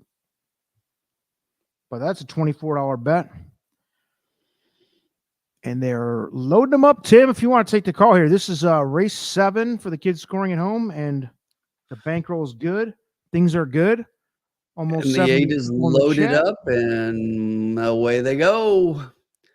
Pretty even start across the track. In the middle of the track, it looks like the 5 is going to want to go for the early lead. The 6 is going to sit out the side that one. A little bit further back, the 8 is going to get the wide trip into the first turn. They push the 8 out a little bit. And back up front, you got Royal Vicky, the 5 horse, opening up a couple of lengths on the 6 speed warning back in second. The 2 has got the rail trip, Hardy Choice down in third. It's another couple links back to the 4, Ready Pursuit. Then the 7 is sitting just off of this one. Back behind that, you've got the 1, the 8, and the 3 right now can see them all. They go to the quarter in 23-2. The 5, Royal Vicky, is just much the best up front right now. So let's see how they let this horse go to the half.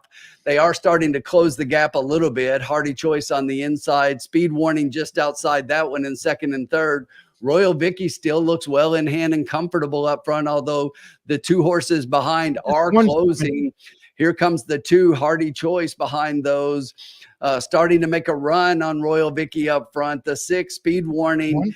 Just outside that one, you've got the 1 and the 7 starting to crank it up and make a little bit of a run. As they hit the top of the stretch, it's still Royal Vicky, the 5, holding on. The 2 is still making a challenge. The 7 out in the middle of the track is going to try to come and get those 2.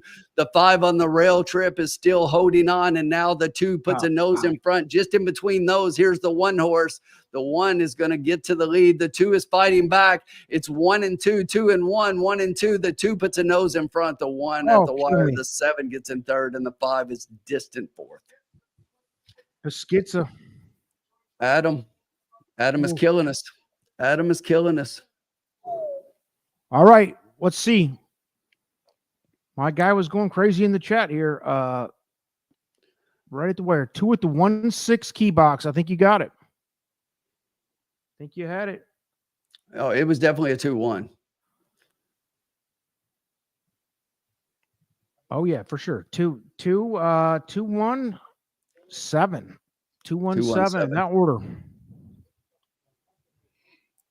Charles B looked like he got a piece of it. Malathot got a piece of it. Bada boom. Bada bing. Dude, we just lost the pick 3 too. Unbelievable.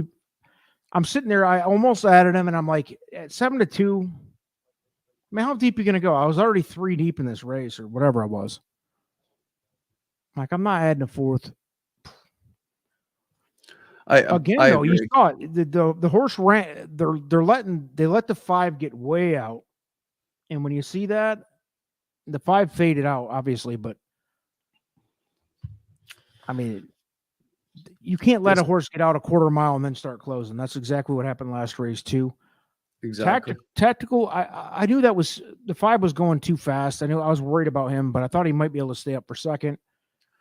Damn. If he had slowed down to the half, he was alone. If he had slowed down to the half, I think he would have fared a lot better, but he didn't. I mean, the fact that he went from 23 and he went 46-3 to the half mile, it's like, what was he doing? He didn't need to go that fast. He could have slowed down the fractions and had something left in the tank, but did not.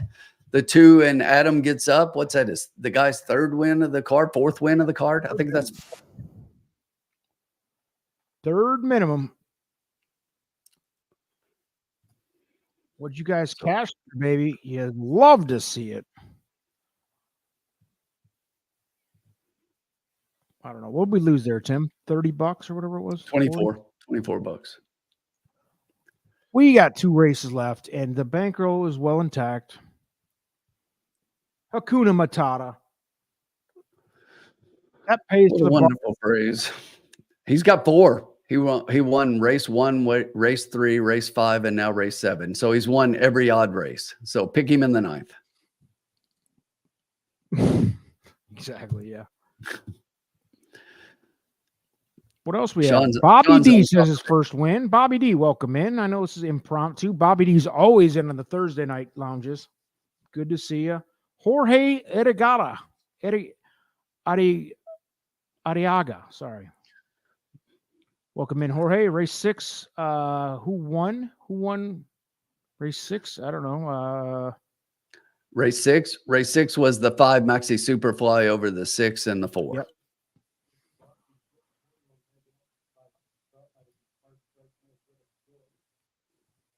Adam Beskiza out here getting a Hall of Fame bust being carved out for him. Incredible. I've always loved that kid. He's a good jock, babe. He is. I agree. He's starting to get good mounts now. He's going to be, that dude's going to be world class. He's going to be, he needs to be in. I think he's right on the brink of going into the big leagues here. Not that this isn't the big leagues. This is a pretty big league, but I'm talking like the Breeders' Cup type. Quality mounts on Breeders' Cup type guy. He's good. Rarely makes mistakes. All right, I'm going to let you hold down the lounge this time, and I'm going to do the refill thing. Yep, gotcha. All right, so what did you guys hit there? Let's see. I know. Is anybody live to a pick 4, pick 3, pick 5, anything like that? Because it's been let's see, I think the first of the pick 5 was pretty wild. It was a $29 horse. And I know a lot of people like that too. I even mentioned him before that race. I couldn't bring myself. One thing I never do is cancel a bet once I put it in. I couldn't cancel it. Didn't want to add it. You have to draw the line somewhere. If you can't draw the line somewhere, you're just going to be spreading too deep. I couldn't do it. So I stood my ground. And, by the time I spread it that deep, by the way, it probably wouldn't have been much of a profit anyway. So it's a write-off. Love the 1 and the 7. All right. Angel James, $130, still down 30. We'll try to help you out with that. Or, listen, Charles B. and Right at the Wire are on fire tonight. Follow them. Nobody's here telling you you're right or wrong following us. We're doing the best we can, obviously. We've got a winning record at Turfway this year, but hey, listen.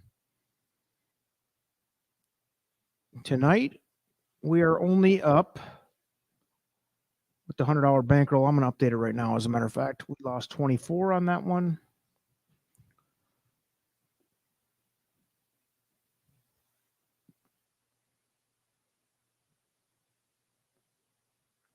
$50 people in the chat. We appreciate it, folks. Having a good time. Impromptu Friday night in the lounge. It's 255.60 is the updated bank.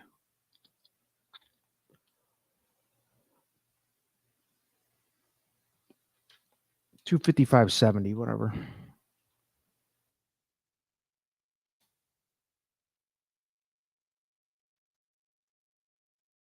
There you go. And we have, got the late double. Who's still alive for late pick 3, late pick 4? What's everybody alive to? Or are you just going to go hard on the late daily double? What are we doing?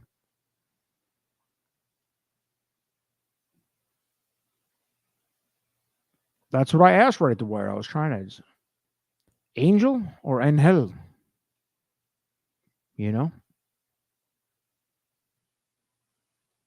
Zizou, number 5. That his pick 3, he had 2, 3, 6. Okay, so good start. 8, 9, 11. 4, 6, 8. Okay. Zizou, number 5. Good luck on that. It has been it's a tough card, man. What are you gonna do?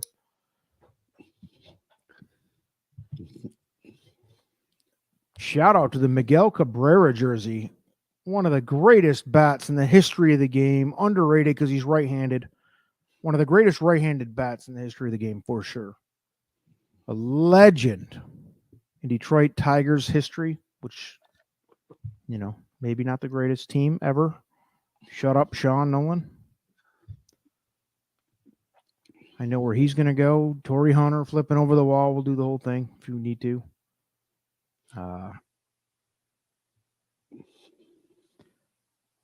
Daily double 18. He had that. I remember he had the all in the middle leg here. Did you have the 2 in the first leg? I'm trying to remember back here. Yeah, I think he did. But yeah, we were gonna talk about the Fountain of Youth. The Fountain of Youth had been brought up. Late picture, yeah, he had 2, 5, 6, 7, all, and then he had the 5 on the river. Did you stick with that 5 single daily double 18? Because that was a, I mean, if that gets home for you, dude, that's a well manufactured ticket, man. Is this my race coming up here, Tim? Race 7? It is. It is. That was mine. All right.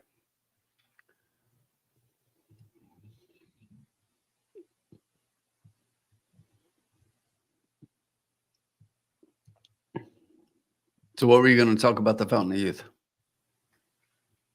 Put it in the chat. What do you like in the Fountain of Youth? I have, you know, I got a pretty big opinion, and I know I think it's a chalky opinion, but depending on how the betting goes, dude, Dornoch, man, I think that horse is much the best, much better than Locked. And if you're gonna fade Dornoch, Victory Avenue says right at the wire, that's one of them. And who's the other? Anybody? It's not Locked. I think Locked is to me, it's Dornoch up here, and then there's 3 horses for second. Victory Avenue is one of them. Locked. Don't tell me you're on Speakeasy. That's the third one. I'm not on Speakeasy to win, but for an underneath. Right. I don't know. I think Speakeasy's exactly what you said. Probably going to make it. Speakeasy's probably going to make it tough on Dornoch to get an easy lead out there, and they could definitely hook up in a little bit of a speed battle, don't you think? Yeah, for sure. I don't know. Where are you guys at in the chat? I mean, I think Dornoch is one of the top 3 horses in the whole thing here, right? For the whole prep season. Excluding Nisos, but I mean, as we talked about, we're both very fond of Timberlake, which everybody hated. Yes. But like Sierra Leone and Dornoch, that's my 3. To me, it's just as much as it pains me to say it, because Colin is the owner of a partial owner of this horse in Game of Silks. I just really like Locked in this position. I think that last race for Locked is a lot better than it looks like. People don't understand the horse. People, if you look and it's like, the horse was back a little bit. That horse had a horrible in the Breeders' Cup Juveniles, the one I'm talking about, had a horrible start. Took a lot of kickback, did not like it at all, did not want to get into the race at all. And then finally, Jose, as they entered the stretch, Jose got to that horse to the outside. And if you watch the change in the running style of the horse as he hit the stretch, that horse just had, I think, more than anybody else. He just didn't get the trip, and he didn't like where he was at back there. So I think that this is a horse that gets a better trip in here, a little bit of a speed battle up front early. And I really think that this horse is much the best in here. I just do. And Malathot, I agree with you. I mean, he missed a little bit of training, but it looks like from what I've seen from the works, I think that that he's ready to go. I think he's ready. Had a little bit of a fever.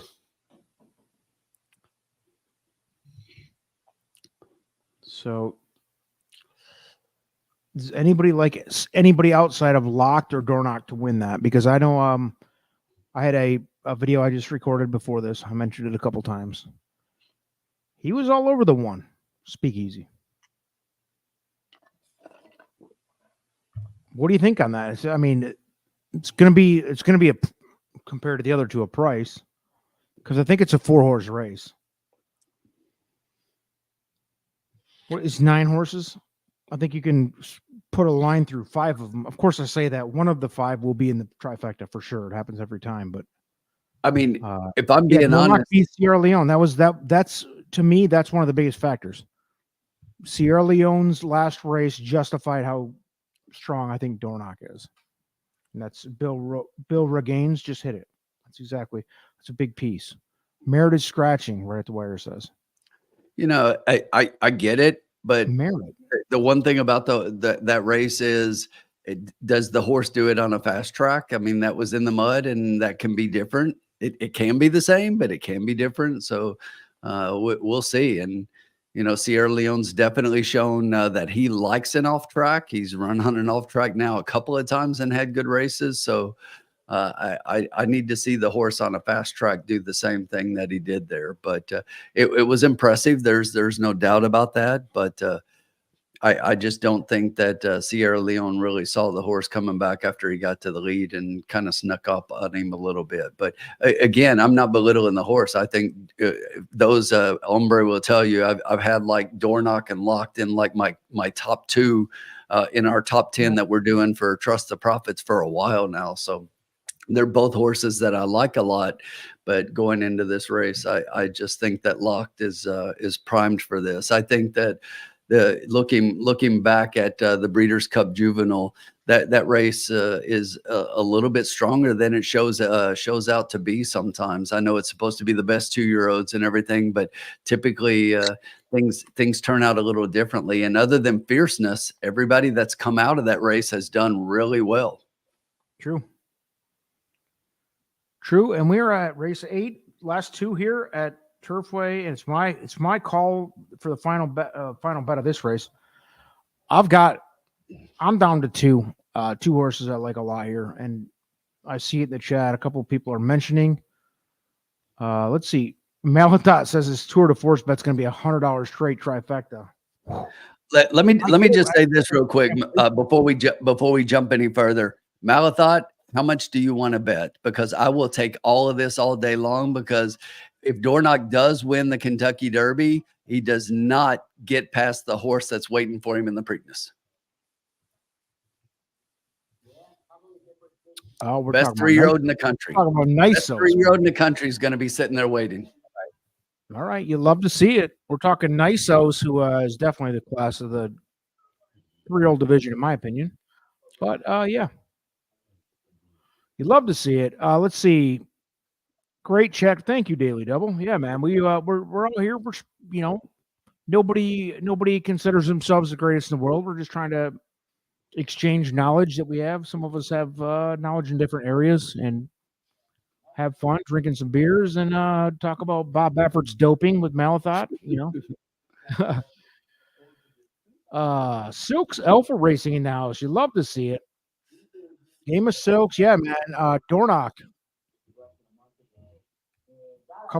He says a couple of folks have part ownership in Locked and Dornoch. Game of Silks, man. Yeah. We had VIP Silks in the chat last night. So love seeing the Silks folks, the Game of Silks folks following us along here in the chat. I know Dragon and Colin got a piece of Locked, and right. It's been fun interacting with the Game of Silks folks. But yeah, dude, that's a lot of money on the line for those guys tomorrow. Because basically, if you got a horse like Locked, if that horse doesn't show up tomorrow, big blow to its potential. But if he shows up tomorrow, man, the sky's the limit for what Locked could win. Bring home in purse money. So, and not to mention purse money, but also futures, breeding, sire. He's got a great lineage. That horse has got everything you need to make a lot of money off breeding as well. So you love to see it. Frankie's Empire, 3 of 4 on the fast track. Sean Patrick, no one checking in.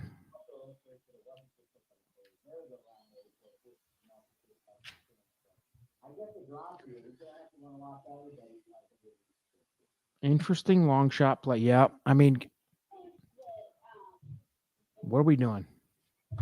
I think first of all, if you want to take a big stab at an interesting play, interesting price play, you need to look no further than the Gotham, dude. I mean, come on. You might as well roll the roulette wheel, spin it around, and drop the ball in and watch it tinker toy around the thing. All right? That's what you got at the Gotham. Anybody have a strong opinion on the Gotham? If there's ever a time for a dead pet alarm, sound it in the Gotham. Because you can play pretty much what you want. Yeah. Well, I mean, yeah, your aunt Nancy's middle name's daughter, your pet puppy when you were a kid, whatever. You know, that's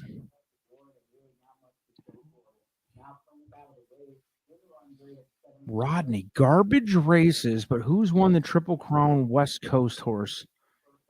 You guys are jokes. Thank you, Rodney. Who's you guys? Who's you guys that are jokes here? That's what I'm wondering. What's he talking about with the West? We talking about Nisos being top dog? That's a joke, really? Okay. I just said Nisos was the best horse in the country, so I'm wondering who he's saying is a joke. I'm not sure I follow. I think he's saying Nisos.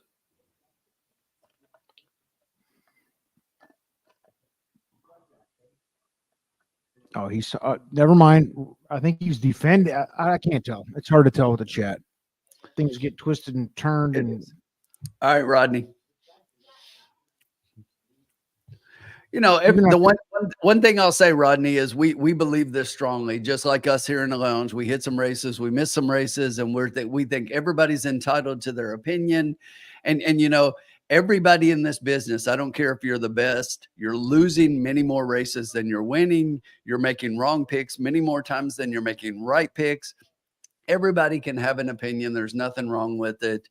Yeah, and I just don't think that we need to belittle other people because of their picks. They're entitled to it, and it's okay to gloat a little bit when you win and they lose. Like everybody hit me up on my video because I was behind my boy Debauchery. Yeah, you got killed for it. That was great. And I got crushed, and that's okay. I'm okay with it. I'm okay with it. Yeah, I think Rodney, I think we misconstrued what he was saying. He was talking about the guys in the chat. I get it, Rodney. I'm just saying. I don't even want you guys going at each other, though, is what I was saying. You know, it's just like we all have fun in here. Everybody likes making jokes. We call each other out. Everybody. Dude, the best part of my week was watching Tim get harassed for the Debauchery, because it wasn't long before when Rich Strike won this thing, dude. I talk about. You just go look at some videos from. Was that 2021 or 2021, right? When Rich Strike won? Dude, I was so all in on Epicenter. 22. Okay. I was so all in on Epicenter. Me too. And he would have won in a. I had the four horses behind it. I had everything. I had everything. Everything. Exacta, Try, Super, Pick 4, Pick 5. I'm not exaggerating. I literally had all of those with those four horses. So much shit for that because, like, oh, you're a chalk eater and this and that. I thought Epicenter was a generational talent, and he was close to it. He's arguably he's definitely one of the best of the last few years, anyway. And he loses to a fluke when you ran up the freaking 3,000 mile an hour pace horses up front. It was a different race. Exactly. And Rich never won was again. a benefactor. But hey, yeah, dude, you weren't around on the channel yet, Tim. But dude, I took so much shit. Like, what an idiot, you fat ugly pig! You're disgusting. I hate you. I hope your family gets killed in a car accident. It wasn't that bad, but it was bad. There was a lot. I was like, wow, people are freaking ruthless, And yeah, exactly. And then I was like, they're just gambling idiots. It's all good fun. We're all the same idiot. Hey, so the horses are hitting the track. We have 6 minutes to go. The 9 horse right now is a lukewarm favorite. A favorite at 4-1. Both the 1 and the 8. The 1 just dropped down to 4-1 also, although he's second favorite. The 8 is 9-2. So it's those 3 horses pretty close, but wide open race, good betting race. Everything's going to pay. Let's get a winner. I already got it. Drew up. Do not try to get me off this. This is a done deal. What I'm honestly looking for is where's Basquiza? He's not in here, so I feel better. That's why I like the 9 in here, because Luan has been quiet. Yeah, the nine's in my bet. Don't worry. No worries, folks. No worries. Yeah, dude. Seriously, even you guys can beat each other up in the chat or whatever. Like, just keep it fun. I mean, absolutely. Great statement by Charles B. You know, great handicapper right there, and that's a wonderful opinion. And that's it. You have to be able to separate the emotion from the game, have an angle, play your own stuff, and just not worry about everybody else. You know, one thing that's cool about that statement is, honestly, there's nothing better than when you have a strong feeling on something and nobody else agrees with you. That's a good thing. Like when I have a feeling, I'm like, I love a certain horse or whatever in a race, and nobody else agrees with me. I love that because, I'm the idiot, but that means I'm going to get a lot more payback if I'm right. And like a couple weeks ago in that last race in the lounge where I told everybody I loved that 3, and everybody looked at me like I was crazy, and the 3 won that race, and we had that big hit in the last race. And the biggest win I had in the lounge this year was like a 20-1 horse. I'm like, I'm keying him up. I don't care what anybody says about it or whatever. And the horse either won I or remember that one as well. And it was like, you stand your ground, man. That's part of it's just like anything, dude. I remember exactly what you said. You were like, I like a horse and nobody's talking me off it. Yeah. Exactly. And I'm going to do the same thing right here with a $5 exacta box, 3 horses. It's going to be a $30 bet. We're going a little bit heavier than normal because we started out hot. And I feel like this is a pretty good, safe play in a 12, 11 horse field. Never a safe play in an 11 horse field, but I feel good about it. It's going to be a $30 total. And of course, if that's out of your budget, then just bet it for $1. But I'm betting it for $5. It's gonna be an exacta box. It's gonna be. Let's go through that because I want to play the game of silks, and I know you had some tutorials, but if you put them all in a playlist, that'd be okay. That's great insight. Thank you. We can do that. Stables. I will make a playlist for that. I'll do that tomorrow. Great. Yep. We've done between I've done 3, and I think Jessica's done 2 or 3. So yeah, we can put them all in a Game of Silks playlist for sure. So Big Heart, what I recommend is go back and watch those videos if you haven't, and then if you got the questions, bring them in, and I think we've got information on the Discord there, so definitely take a look at that, and then bring the questions back. But we are looking to do something as well here at the channel. Yeah, we just can't quit bouncing ideas off each other to shut each other up. But we're shut up in color. There's my bet. $5 exacta box, 189. And those are I guess the chalk plays, but it's 7-2, 4-1, and 4.5-1. There ain't no chalk in this one, folks. You'd love to see it. I totally agree with that bet. That's exactly what I had. No, Rodney, we don't have a Discord, although we probably should, but we should. We were talking about the Game of Silks Discord, which, dude, I'll be honest. I've dabbled in Discord. I get it like halfway. I'm old. It's kind of like what's the other thing? What's the other thing all the kids are doing? Where the Reddit. TikTok. TikTok is, that's just obnoxious. I can't even. I don't even have the app. I drop videos in there once in a while, just hoping that something, maybe we'll find a needle in a haystack or something out there. But no, Reddit is what I was getting at. But Reddit is just like, if you think Twitter horse racing is bad, Reddit is like the serial killers of handicapping are in there.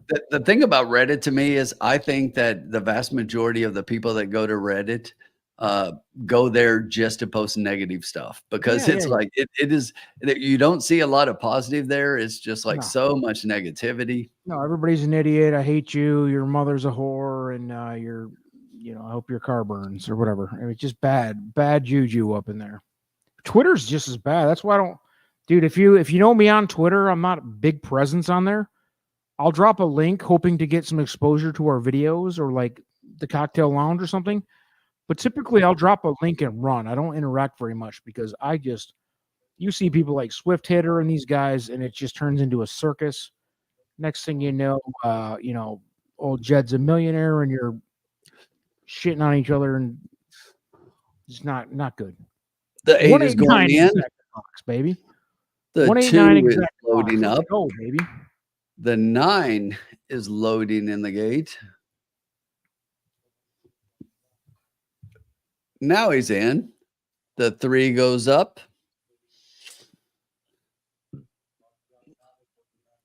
And look at that, baby. You know when you see a field with 7-2 favorite, that the payouts are going to be pretty good. We like it. We like it. Malathop bringing in some heaters. 5 coming up. 11 coming up. All right. So what do you guys like? Who's alive? Is anybody alive in like a pick 4? I mean, that's a tough sequence, baby. That is a tough. We got some people alive in the Daily Double. Yeah. We're all in the gate. I didn't even try. I learned my lesson. I tried to run. And away they go. Pretty even start. The 9 got a little bit of a slow start at the back, but up front, the 3 is going to want to hurry out to the lead. The 2 is going to come to the inside of that one. Just outside those 2, it looks like you've got the 8 out there. The 5 has got inside position. Outside of everybody, that's the 11 coming with a little bit of a rush to come after the leader. But up front right now, it's the 2 River Ransom on the lead. The 11 Lightning Striking is about a couple links back behind that one. The 3 Alibi Ike is on the rail. Centauro, the 8, is just outside those 2. They went to the quarter in 22 flat, and up front, River Ransom is flying at 11-1, opening up about 3 links. The 8 Centauro is starting to come after that one. The 2 is coming back to the field, or the field is coming to the 2, but the 8 is now putting a nose in front as they dip to the top of the stretch. You've got the 2 fading just back to second. The 3 is going to make a run for second. At this point, you've got the 8 Centauro. Alibi Ike is trying to make a run. Behind those, you've got a wall of horses out in the middle of the track. The 4, here comes Red Hill. The 4 horse going to try to give Centauro a run for a line, and it is the 4, 8, and 10. 4, 8, 10. Andres Calleja. 4 was next in for me. No excuses. But, I mean, again, how deep are you going to go? How deep are you going to reach? That was painful. Yikes. Well, listen, Tim, I'm glad we got off to that big start because we haven't hit shit since. And we have one left. We hit the first, and now we're going to hit the last. So that's it, baby. What do they call that? They call that bookmarking. Centauro was definitely the horse, my choice for sure. Finished second. So we had the 7-1. There you go. I mean, somewhat chalky, but the 7-1 over 7-2. You think that's not going to pay decent? And who was third to 10? 24-1. If you had a piece of that try, you're in good shape. Absolutely. Real good shape.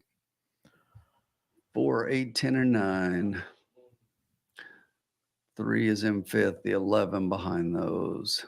The 1 finished way back in the field. Let's see. I know a lot of people. Bill said he had it. What I tell you? Let's see. Let's run it back and get Bill's big bet. Come on, baby. I'll find it. We give credit where it's due, Bill. I know you're. I think you're a new name here. I don't know. 148 exacta and trifecta box. I think Bill's had been in before. I know. Bill and I have exchanged a couple of messages on Twitter for sure. So you got that. That's a nice little exacta, baby. Good work. Definitely. Good job, Bill.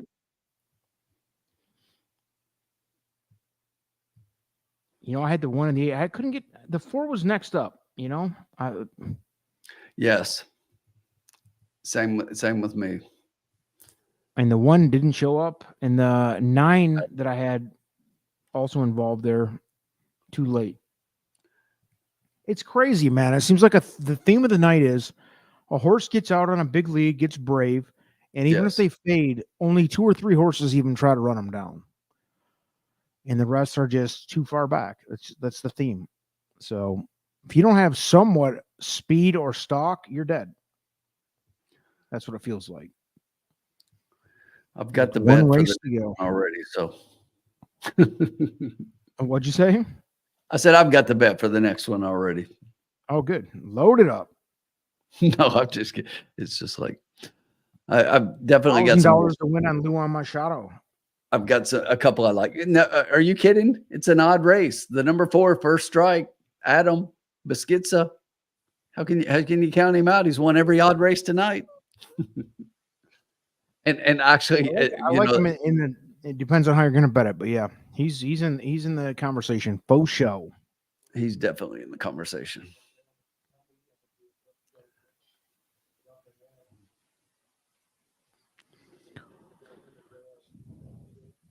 It is nasty weather. That's got to be cold and yes, not good. Rafael Mojica Jr. on that 10 got you home for a 24-1 piece in the try. If anybody had it, Conhill says he's Irish Racing on Twitter. Drop your Twitter handle, X, whatever you want to call it. Good. Promote whatever you want. Tell us what you're drinking. What are you smoking? What kind of pills are you doing? Are you having withdrawals? What are we doing? We've had people in here going into cardiac arrest on methamphetamines. You see it all in the lounge. That's why we're here. I'm cooling into a nice little Corona with lime. You know, a nice little easy going. You can have 40 of them and not even get drunk. That type of I'm beer. drinking motor oil.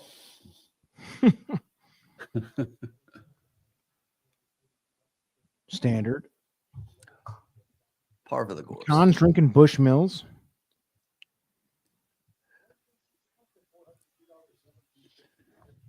So 402 for a dime if you had the super. The 50-cent pick 3 paid $453. That $2 exacta 4-8 was $59.04. The 50-cent try 4-8-10 was $232.52.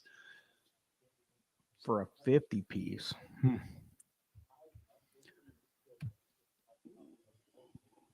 We have one race to go, and folks, it is not an easy one. But we have to update this. What did I just blow? $30 or something? I can't even remember. Yeah, 30. I blew 30, so it's 225 now. So we're only up. We've only doubled the bankroll. So, you know, at this point, what a failure. 225.70 is the running bankroll. And, you know, one race to go. Tim's race. He's usually a pretty good cleanup hitter. Carson was supposed to join. She's in Vegas. My guess is she figured herself into a real good time and decided that these old boys ain't no fun compared to Vegas, which I don't blame her for a second. If I was in Vegas, I'd be vomiting in an alley somewhere, you know. Absolutely.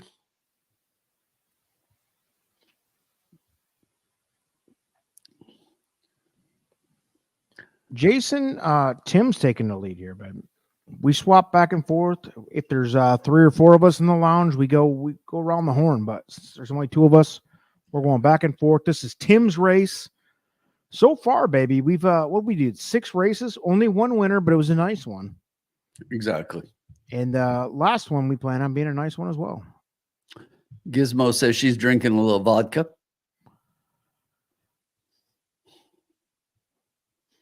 What kind of, like, vodka straight? That's a danger. What are we doing?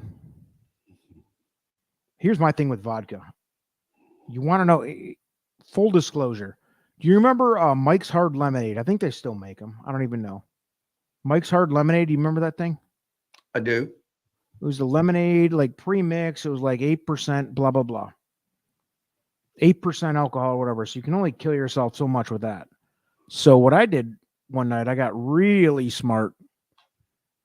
And my wife, who was my girlfriend at the time, that was all she would drink. She didn't like beer. She'd only drink either Mike's Hard Lemonade or vodka. And she was like 90 pounds or something, 100 pounds, small girl. So you don't go very far with drinking straight vodka when you're 98 pounds or whatever. So I'm like, drink these Mike's Hard Lemonades or whatever. So she'd have like 3 of those and then get drunk and pass out. And then I'm up with the boys. So here I go. Here goes Mike's Hard Lemonade, which is like the same strength as having a beer, right? Drink it halfway down and then fill it back up the other half with straight vodka. So like, it was half Mike's Lemonade, half straight vodka. So now you're talking a pretty heavy drink. Next thing you know, dude, I'm paralyzed, vomiting in my bed, unable to even get out of the bed, that type of thing. Everybody's been through that, right? Absolutely. Fucking paralyzed. Whew. And ever since then, not a big palate for vodka for some reason, So I need to answer a question here in the chat. So Rodney's asking us who we are looking forward to seeing run tomorrow. So we've got 3 big preps tomorrow, a big prep on Sunday, and with all of the big preps and the Kentucky Derby points on the line, I'm looking at the 6th race at Gulfstream Park, an allowance optional claimer saying Kings Barnes is back. Yeah, baby. Yeah, I saw that. So I am looking forward to seeing that race. I didn't know that. Absolutely. And no, I didn't either. Huge Kings Barnes guy. We talked. Yes. I was a big Kings Barnes guy too. Same. But that guy, I mean, Mike Pellerin has Kings Barnes, whatever horseshoe tattooed on his ass. He was in love with that horse so long. So I'm looking really forward to seeing that horse run, and I think allowance race, get back into it a little bit before maybe jumping into one of the late preps. But let's go Kings Barnes. I really want to see that horse run. So if you missed what I said, that's the 6th race tomorrow at Gulfstream. Kings Barnes is a horse that a lot of people thought, based on his first out performance, that this was going to be a horse on the Kentucky Derby Trail. He struggled getting back on the track, but tomorrow we get to see him again. Rex, that's the 6th race at Gulfstream. I thought he was I thought he had a legit shot at the Derby for real. Like, I mean, he did. Same. He did. Was it? I don't think it still could get there. Yeah, he's a 4-year-old now, right? Kings Barnes? Yeah. He's 4. Oh, I'm sorry. Yes, I'm thinking the wrong thing. But yes, absolutely. No, I'm sorry. He's 4. I think right. What I'm saying is he's one of these horses that could be like a oh God, I'm going to draw a blank. Every time I'm so dumb and old that my memory just haunts me. What was the horse? Knicks Go. Knicks Go was he was a good 3-year-old, never came to fruition with Derby contention. But as a 4-year-old, he was a monster. You can say whatever you want about being juiced and all that. But I think Kings Barnes could fall into that category, where as a 4-year-old, I'm not saying he's going to be Knicks Go, but maybe. Right. I mean, he was great, dude. He was at one point, I thought he was the best 3-year-old in the country. So, and there's another horse in that race I really like. Baby Yoda's in that race. Oh, hell no. This thing got famous because of its name. No, but that's a good horse. That's a good horse. This is like that's the Nickelback of horses. Wait, in the next race after that, you've got Tawny Port, you've got Main Event, so you've got some good horses tomorrow running on that Gulfstream. Vinny Blonde. Vinny Blonde was a big Tawny Port fan, if I remember. Yes. Tawny Port. What the horse win? The horse won a prep and got into the Derby. The Bluegrass. Yeah.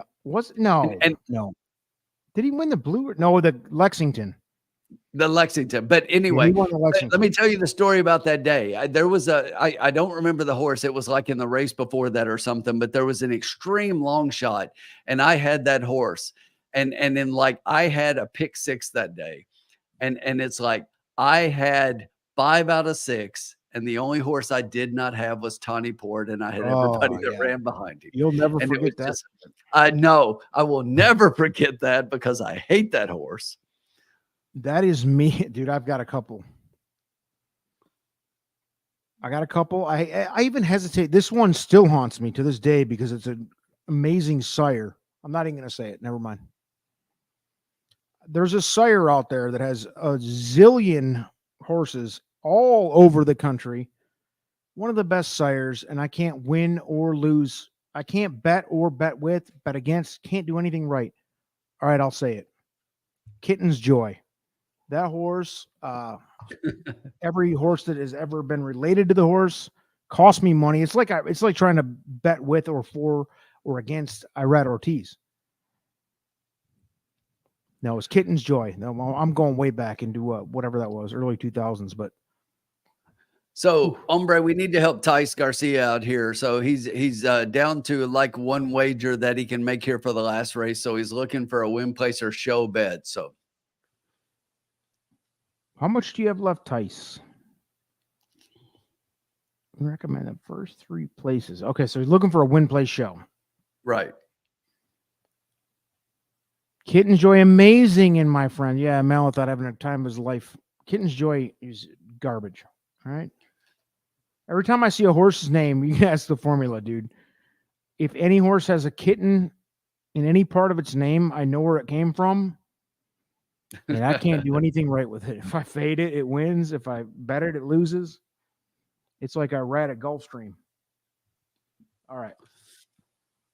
Don't get Tim, me you have a started. safety. I mean, if you gone to your head and you're down to your last $6 and you got to go a $2 win, play, show, I got an easy one. Let me take a look at the thing here. So the 4 is the favorite. Nope. I'm gonna bet it on the 10. Yeah, it's 10.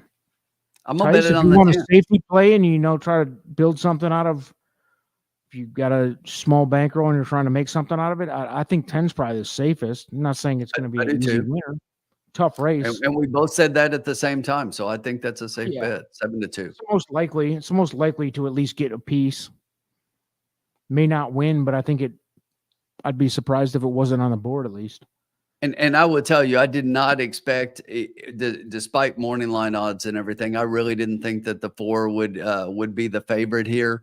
But I mean, when Biscuits has won 4 races tonight, how can the public not bet him? Yeah, yep, that's it. And understandable. There was that. You remember? I think it was this past summer, when Irad had won like 8 of 10 races or something at Gulfstream. And the 11th race was like, Irad was on a very average horse. And it was like, it went to like even money. Yeah. And you're sitting there going, am I a fucking idiot for not, I'm an idiot if I play him, and I'm an idiot if I don't play him. Exactly. So I just sat back and watched it, and he won. That's how I feel most races. Irad won on a horse that should have been 10-1. He won it 1-1. I didn't bet it. I didn't bet it for or against him. I'm just like, I can't. And he won. So when a jockey gets on fire like that, man, who knows? Yes. And that's why you can't leave the 4 out here.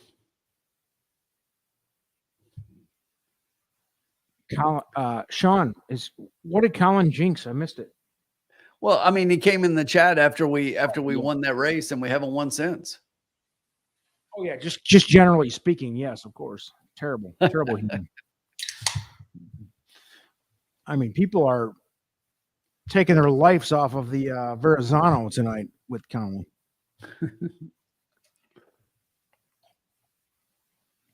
I wish Colin the best of luck on lock tomorrow. I will be fading though, and it's not anything to do with Colin. I just think that horse is. I think that horse is a worthy Derby horse, and I think he'll make the gate.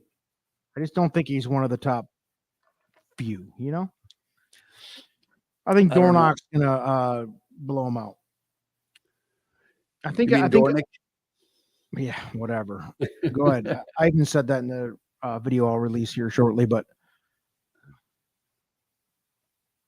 I don't know. I think he'll make the field, like I said, and I think he'll hit the board tomorrow. He's going to get enough points with Baffert eating up all the points in California. He's going to make the field, and once they make the field, baby, it's all bets are off, dude.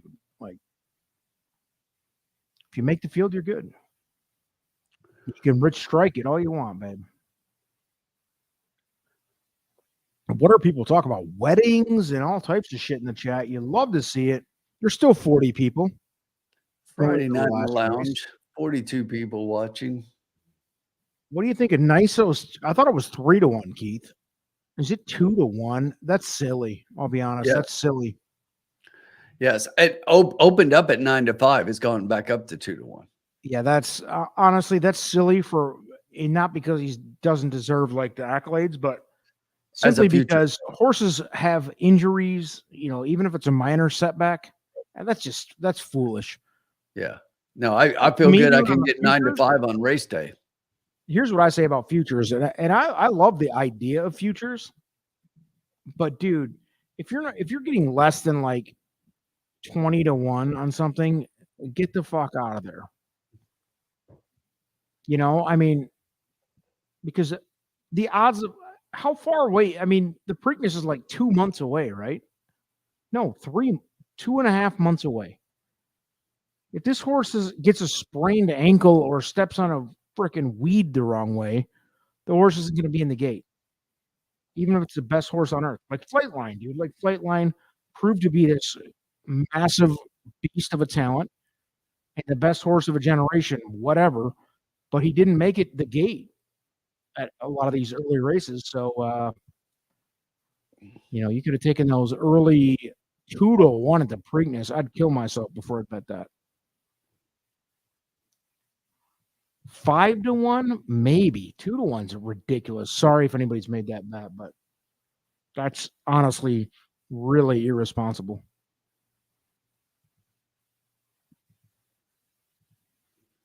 There's just too much shit that can happen.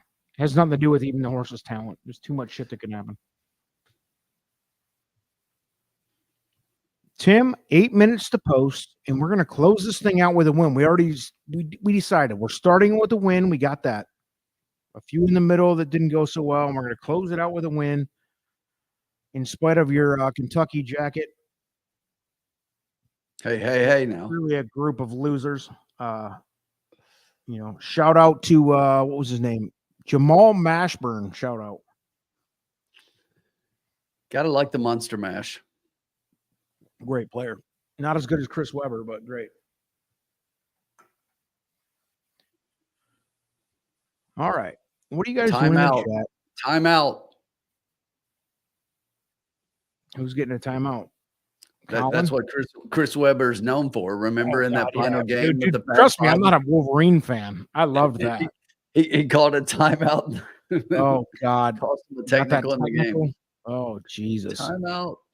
Yep.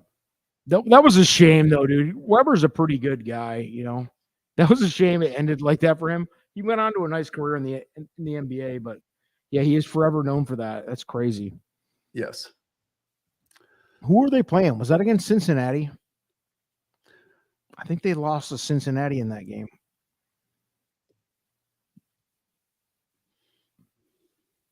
Kentucky was right in there. It might have been. I don't think it was Kentucky, was it? No, it wasn't Kentucky. Cincinnati. I remember Nick Van Exel. Remember him? That kid was the best point guard in the country. And then the Fab Five freshman. That was a fun year, dude. Kentucky was stacked. Duke was stacked.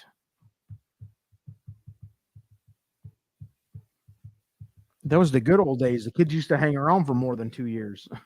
Exactly. All right.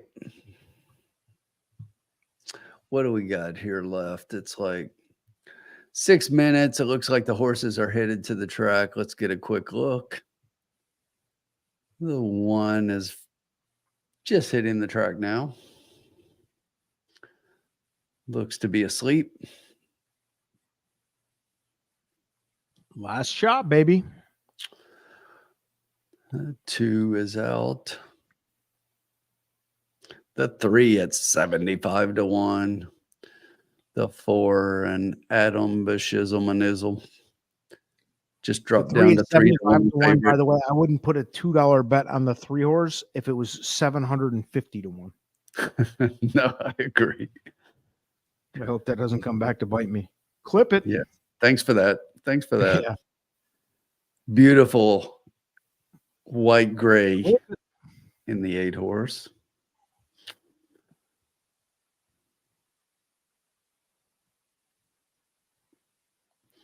I like the 10 best, Tim. You're making the final call, right? I am. I like the 10 best. I already know what I'm betting, I think, but I'll take the info for sure. I give the 13 a big shot. Like it. And the 11. That's where I'm at. And I know that's I guess the 13's a little off the board, but yep. I don't like the 4 as much, but hey, I think the 4 is definitely gonna be in the mix for the I do. trifecta or whatever. So whatever you want to do. We are up $125, doubled the bankroll. You are correct.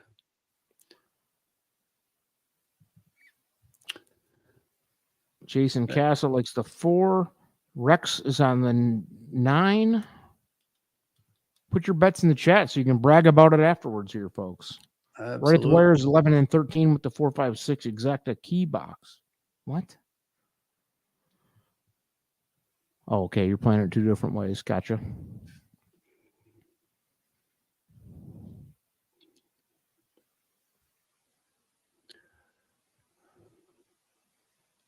Ryan J, welcome in. 1 with 1 with 1.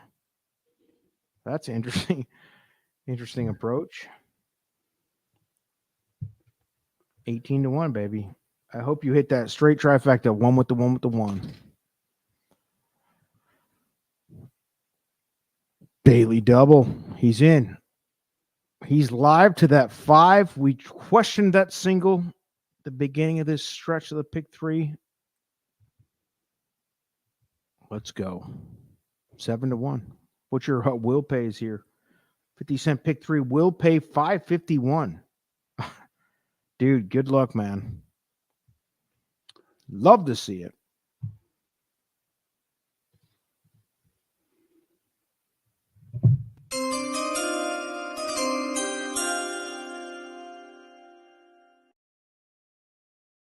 All right. Ooh. So we're going to go out with a little trifecta wager here.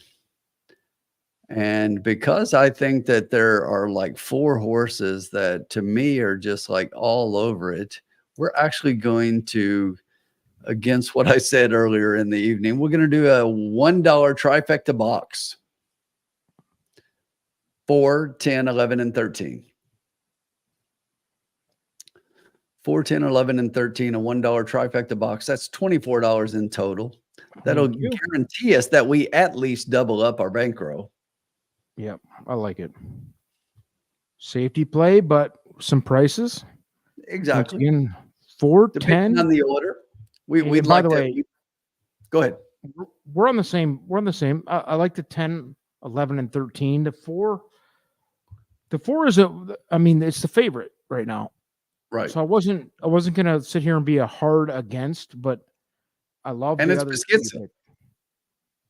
I think that's not helping the cause out for those who like the 4. But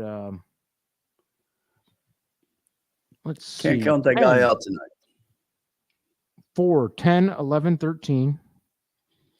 Try box. We're gonna make that a buck. And we're going to have a walk-off home run. Absolutely. What are you guys doing in the last race? Let's see. Christopher D'Souza, go 5. He likes the 5. Tim sets a hat better than you, hombre. Work on it. I don't know what you're talking about. Yes. Get out of here. You make me sick. Gotta love a little Keeneland hat action. It's a good hat. It's a nice hat. I'm not denying it. Cincy Radiohead is with Tim. I agree. I'm with Tim. We're going. We a team. Only Tim goes against me. I don't bet against Tim. Tim's famous for betting against the line. That is not true. That hasn't happened in 2 weeks. You know what? I learned my lesson. And I learned it like in the most fortunate way ever. That night when Carson hit that monster try. Yes. I fucking hated that bet. And I'm like, God damn it. Okay. I seriously, I'm full disclosure. I'm like, I don't see it at all. I don't like it at all. But I'm like, I'm putting it in because My whole thing about the lounge is I'll play the bets that we make. If I don't have $50 in my or $100 in my TPG going into lounges Thursdays, I put $100 in and I play them. I really do. As long as I'm on and aware of what's going on, I play them. And that just kind of woke me up to like how different we all approach things, but you know, it's fun.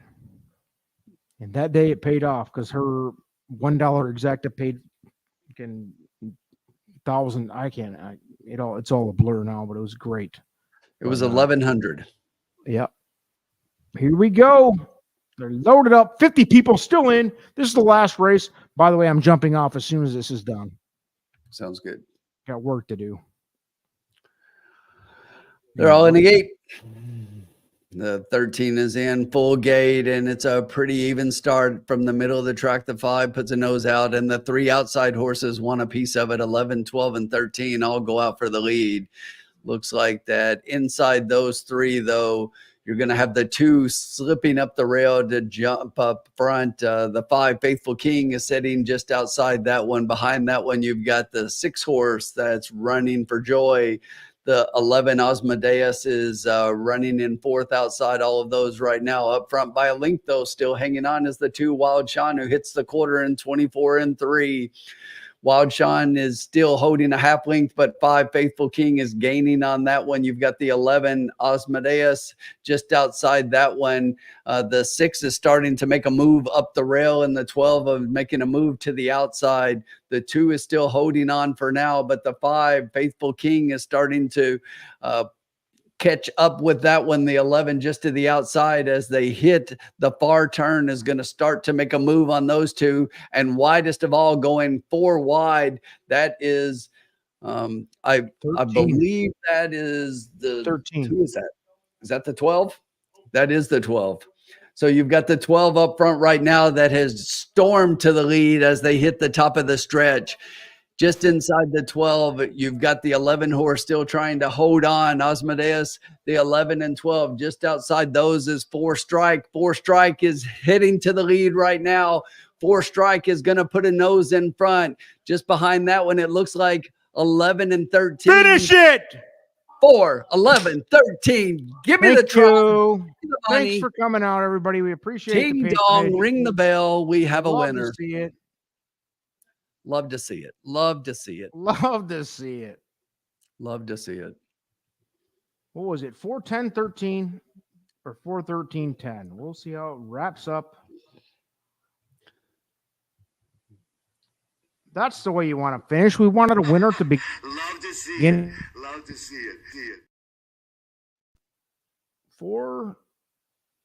11-10, I believe. 11-10, sorry. 13 was not involved. I thought the 13 got there. I think I was seeing the 10 as 13. Maybe a little colorblind there, folks. So there's Adam Busquetza getting his 5th win on the night. Incredible, dude. I was Fadezilla on the 4. This is why we're a good team. 4, 11-10. We'll take it. 5-2. I mean, it's chalky, but that's over 5-1. That's okay. It's okay. It's okay. No, yeah, nobody's upset, baby. We have a dollar try on that thing? I don't even know. We hit it for $1, right? Yeah, dollar try. We did. I mean, I love to see it. We were going to make sure that we finished at 4-11-13, even better. Even better. Okay, fine. I thought the 13 was in there. That's what I called was 4-11-13. I thought it was the 13. Either way, it was a winner. It was a winner. Still win. Adam Busquetza. What do you have? Like 5 wins? That's ridiculous. 5 wins. 4 or 5. He had 5. He won races. Dude, I've been saying this for a long time. He won races 1, 3, 5, 7, and 9. Yeah, that's wild. Yeah, you jokingly said you got to bet him in the 9th because it's the odd number or whatever. Exactly. Crazy. But you got to love it. This try is going to pay for $1. You'd love to see it. I hope everybody trailed along. 225.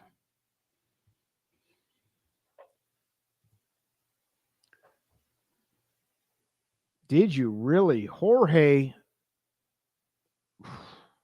244.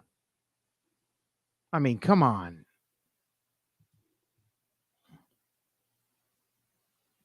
I got to see it, Jorge. Anything in Newcastle, dude. Come on, guys. My daughter just got home. My daughter just got home from Finding Nemo. I got to go congratulate her on her big show. I can't be on here all night. Newcastle. Wally Rodriguez with a big night, by the way. Low key. He's been riding good too, Wally. Gizmo, nothing wrong with hitting an exact and a double. Hitting's better than not. Good job, girl. 4, 11, 13, and then you have the 6. So that 5 no-showed, man. And Charles B is right. I mean, sometimes you just got to roll with something when you got when you're on a heater, you're on a heater. It don't have to make sense, man. Really, as stupid as that sounds, it doesn't. No, and there was one horse in there of his that definitely didn't make sense to me, but it made sense because of him. Yeah, the 4 horse was my 4th choice. And I was all in for you, including him, because it was like at 5-2. It sucks that he's 5-2 there, because the only reason he's 5-2 is because of his heat tonight. Probably that horse would have been. It was a morning line. Well, I guess he was 7-2. So it didn't really get bet down that much, but I don't know. Fun stuff. Let's see where we end up for the bankroll. Thanks everybody for joining. Absolutely. We'll do it again next Thursday. This was impromptu. Tim running the daily double back Thursday and Friday night. Trooper, man. It's gone official. Love to see it. It's gone official. Let's get this bankroll updated for the kids scoring. It is now official. 4, 11, 13, and 6. Adam Biscuitza with the 5-bagger. The pick 4 paid $3,900. No wonder we weren't involved. $106. See, this is why you don't really pick on somebody for making $150 pick 4. So the pick 3, 244 paid $91.67. If you had that 50-cent pick 5, it paid on 4 of 5 for $226. Yeah. If you had the full thing, $38,720. The super hi-fi has a carryover again. So carried over 10 into today, carries 15. So here we go. 50-cent trifecta was $52.33. So we win $104.66. $104.60 spend, $24 spend, right? Yes. All right. So let's see. Let's do this math real quick, and then we'll close it out. It's been a pleasurable evening, ladies and gentlemen. 225.70 minus 24 plus. Could you give me that try? 104.66. 104.66. So a 306.36 finishing number. Just a real quick triple up. And just an average night in the lounge. You triple your bankroll when you go home. That is just kind of what we do in here. It's like love to see it. Love to see it. See it.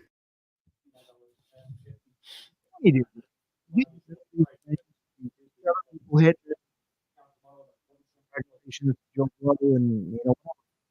we're really winning it all the time. It's really, on some levels, it's surprising to me. At this clip is wild. At this clip, it's wild. The success that we're having, at this track, it's pretty crazy. I saw a well-known handicapper on Twitter today, and he had posted last night. He said Turfway Park, and he had a little guy waving a white flag. Yeah, it's pretty crazy, man. I mean, I'm not saying we're the best out here or nothing like that, but that is it's hard to do. It's hard to win here, and we do it on the regular ROI through like whatever, 10 weeks so far in this year. Pretty crazy. Absolutely. All right, everybody. Thanks for joining. Yeah, we got to go. Love to see it. Thank you, guys. We'll be back Thursday night. Same place, same time, 5:45 p.m. Turfway Park. We'll knock it down, baby. Keep making money. For all the guys who are making money on the side and getting those big hits, congrats. But man, if you just roll with the freaking, you just roll with the lounge, man. Sometimes it starts a little sketchy, ends a little sketchy, but we're making money consistently. Boom. Thanks everybody for joining. Tim, thank you so much. Absolutely. Have a great weekend, everyone. Enjoy the preps tomorrow. Peace. Yep. We'll check in later. Peace.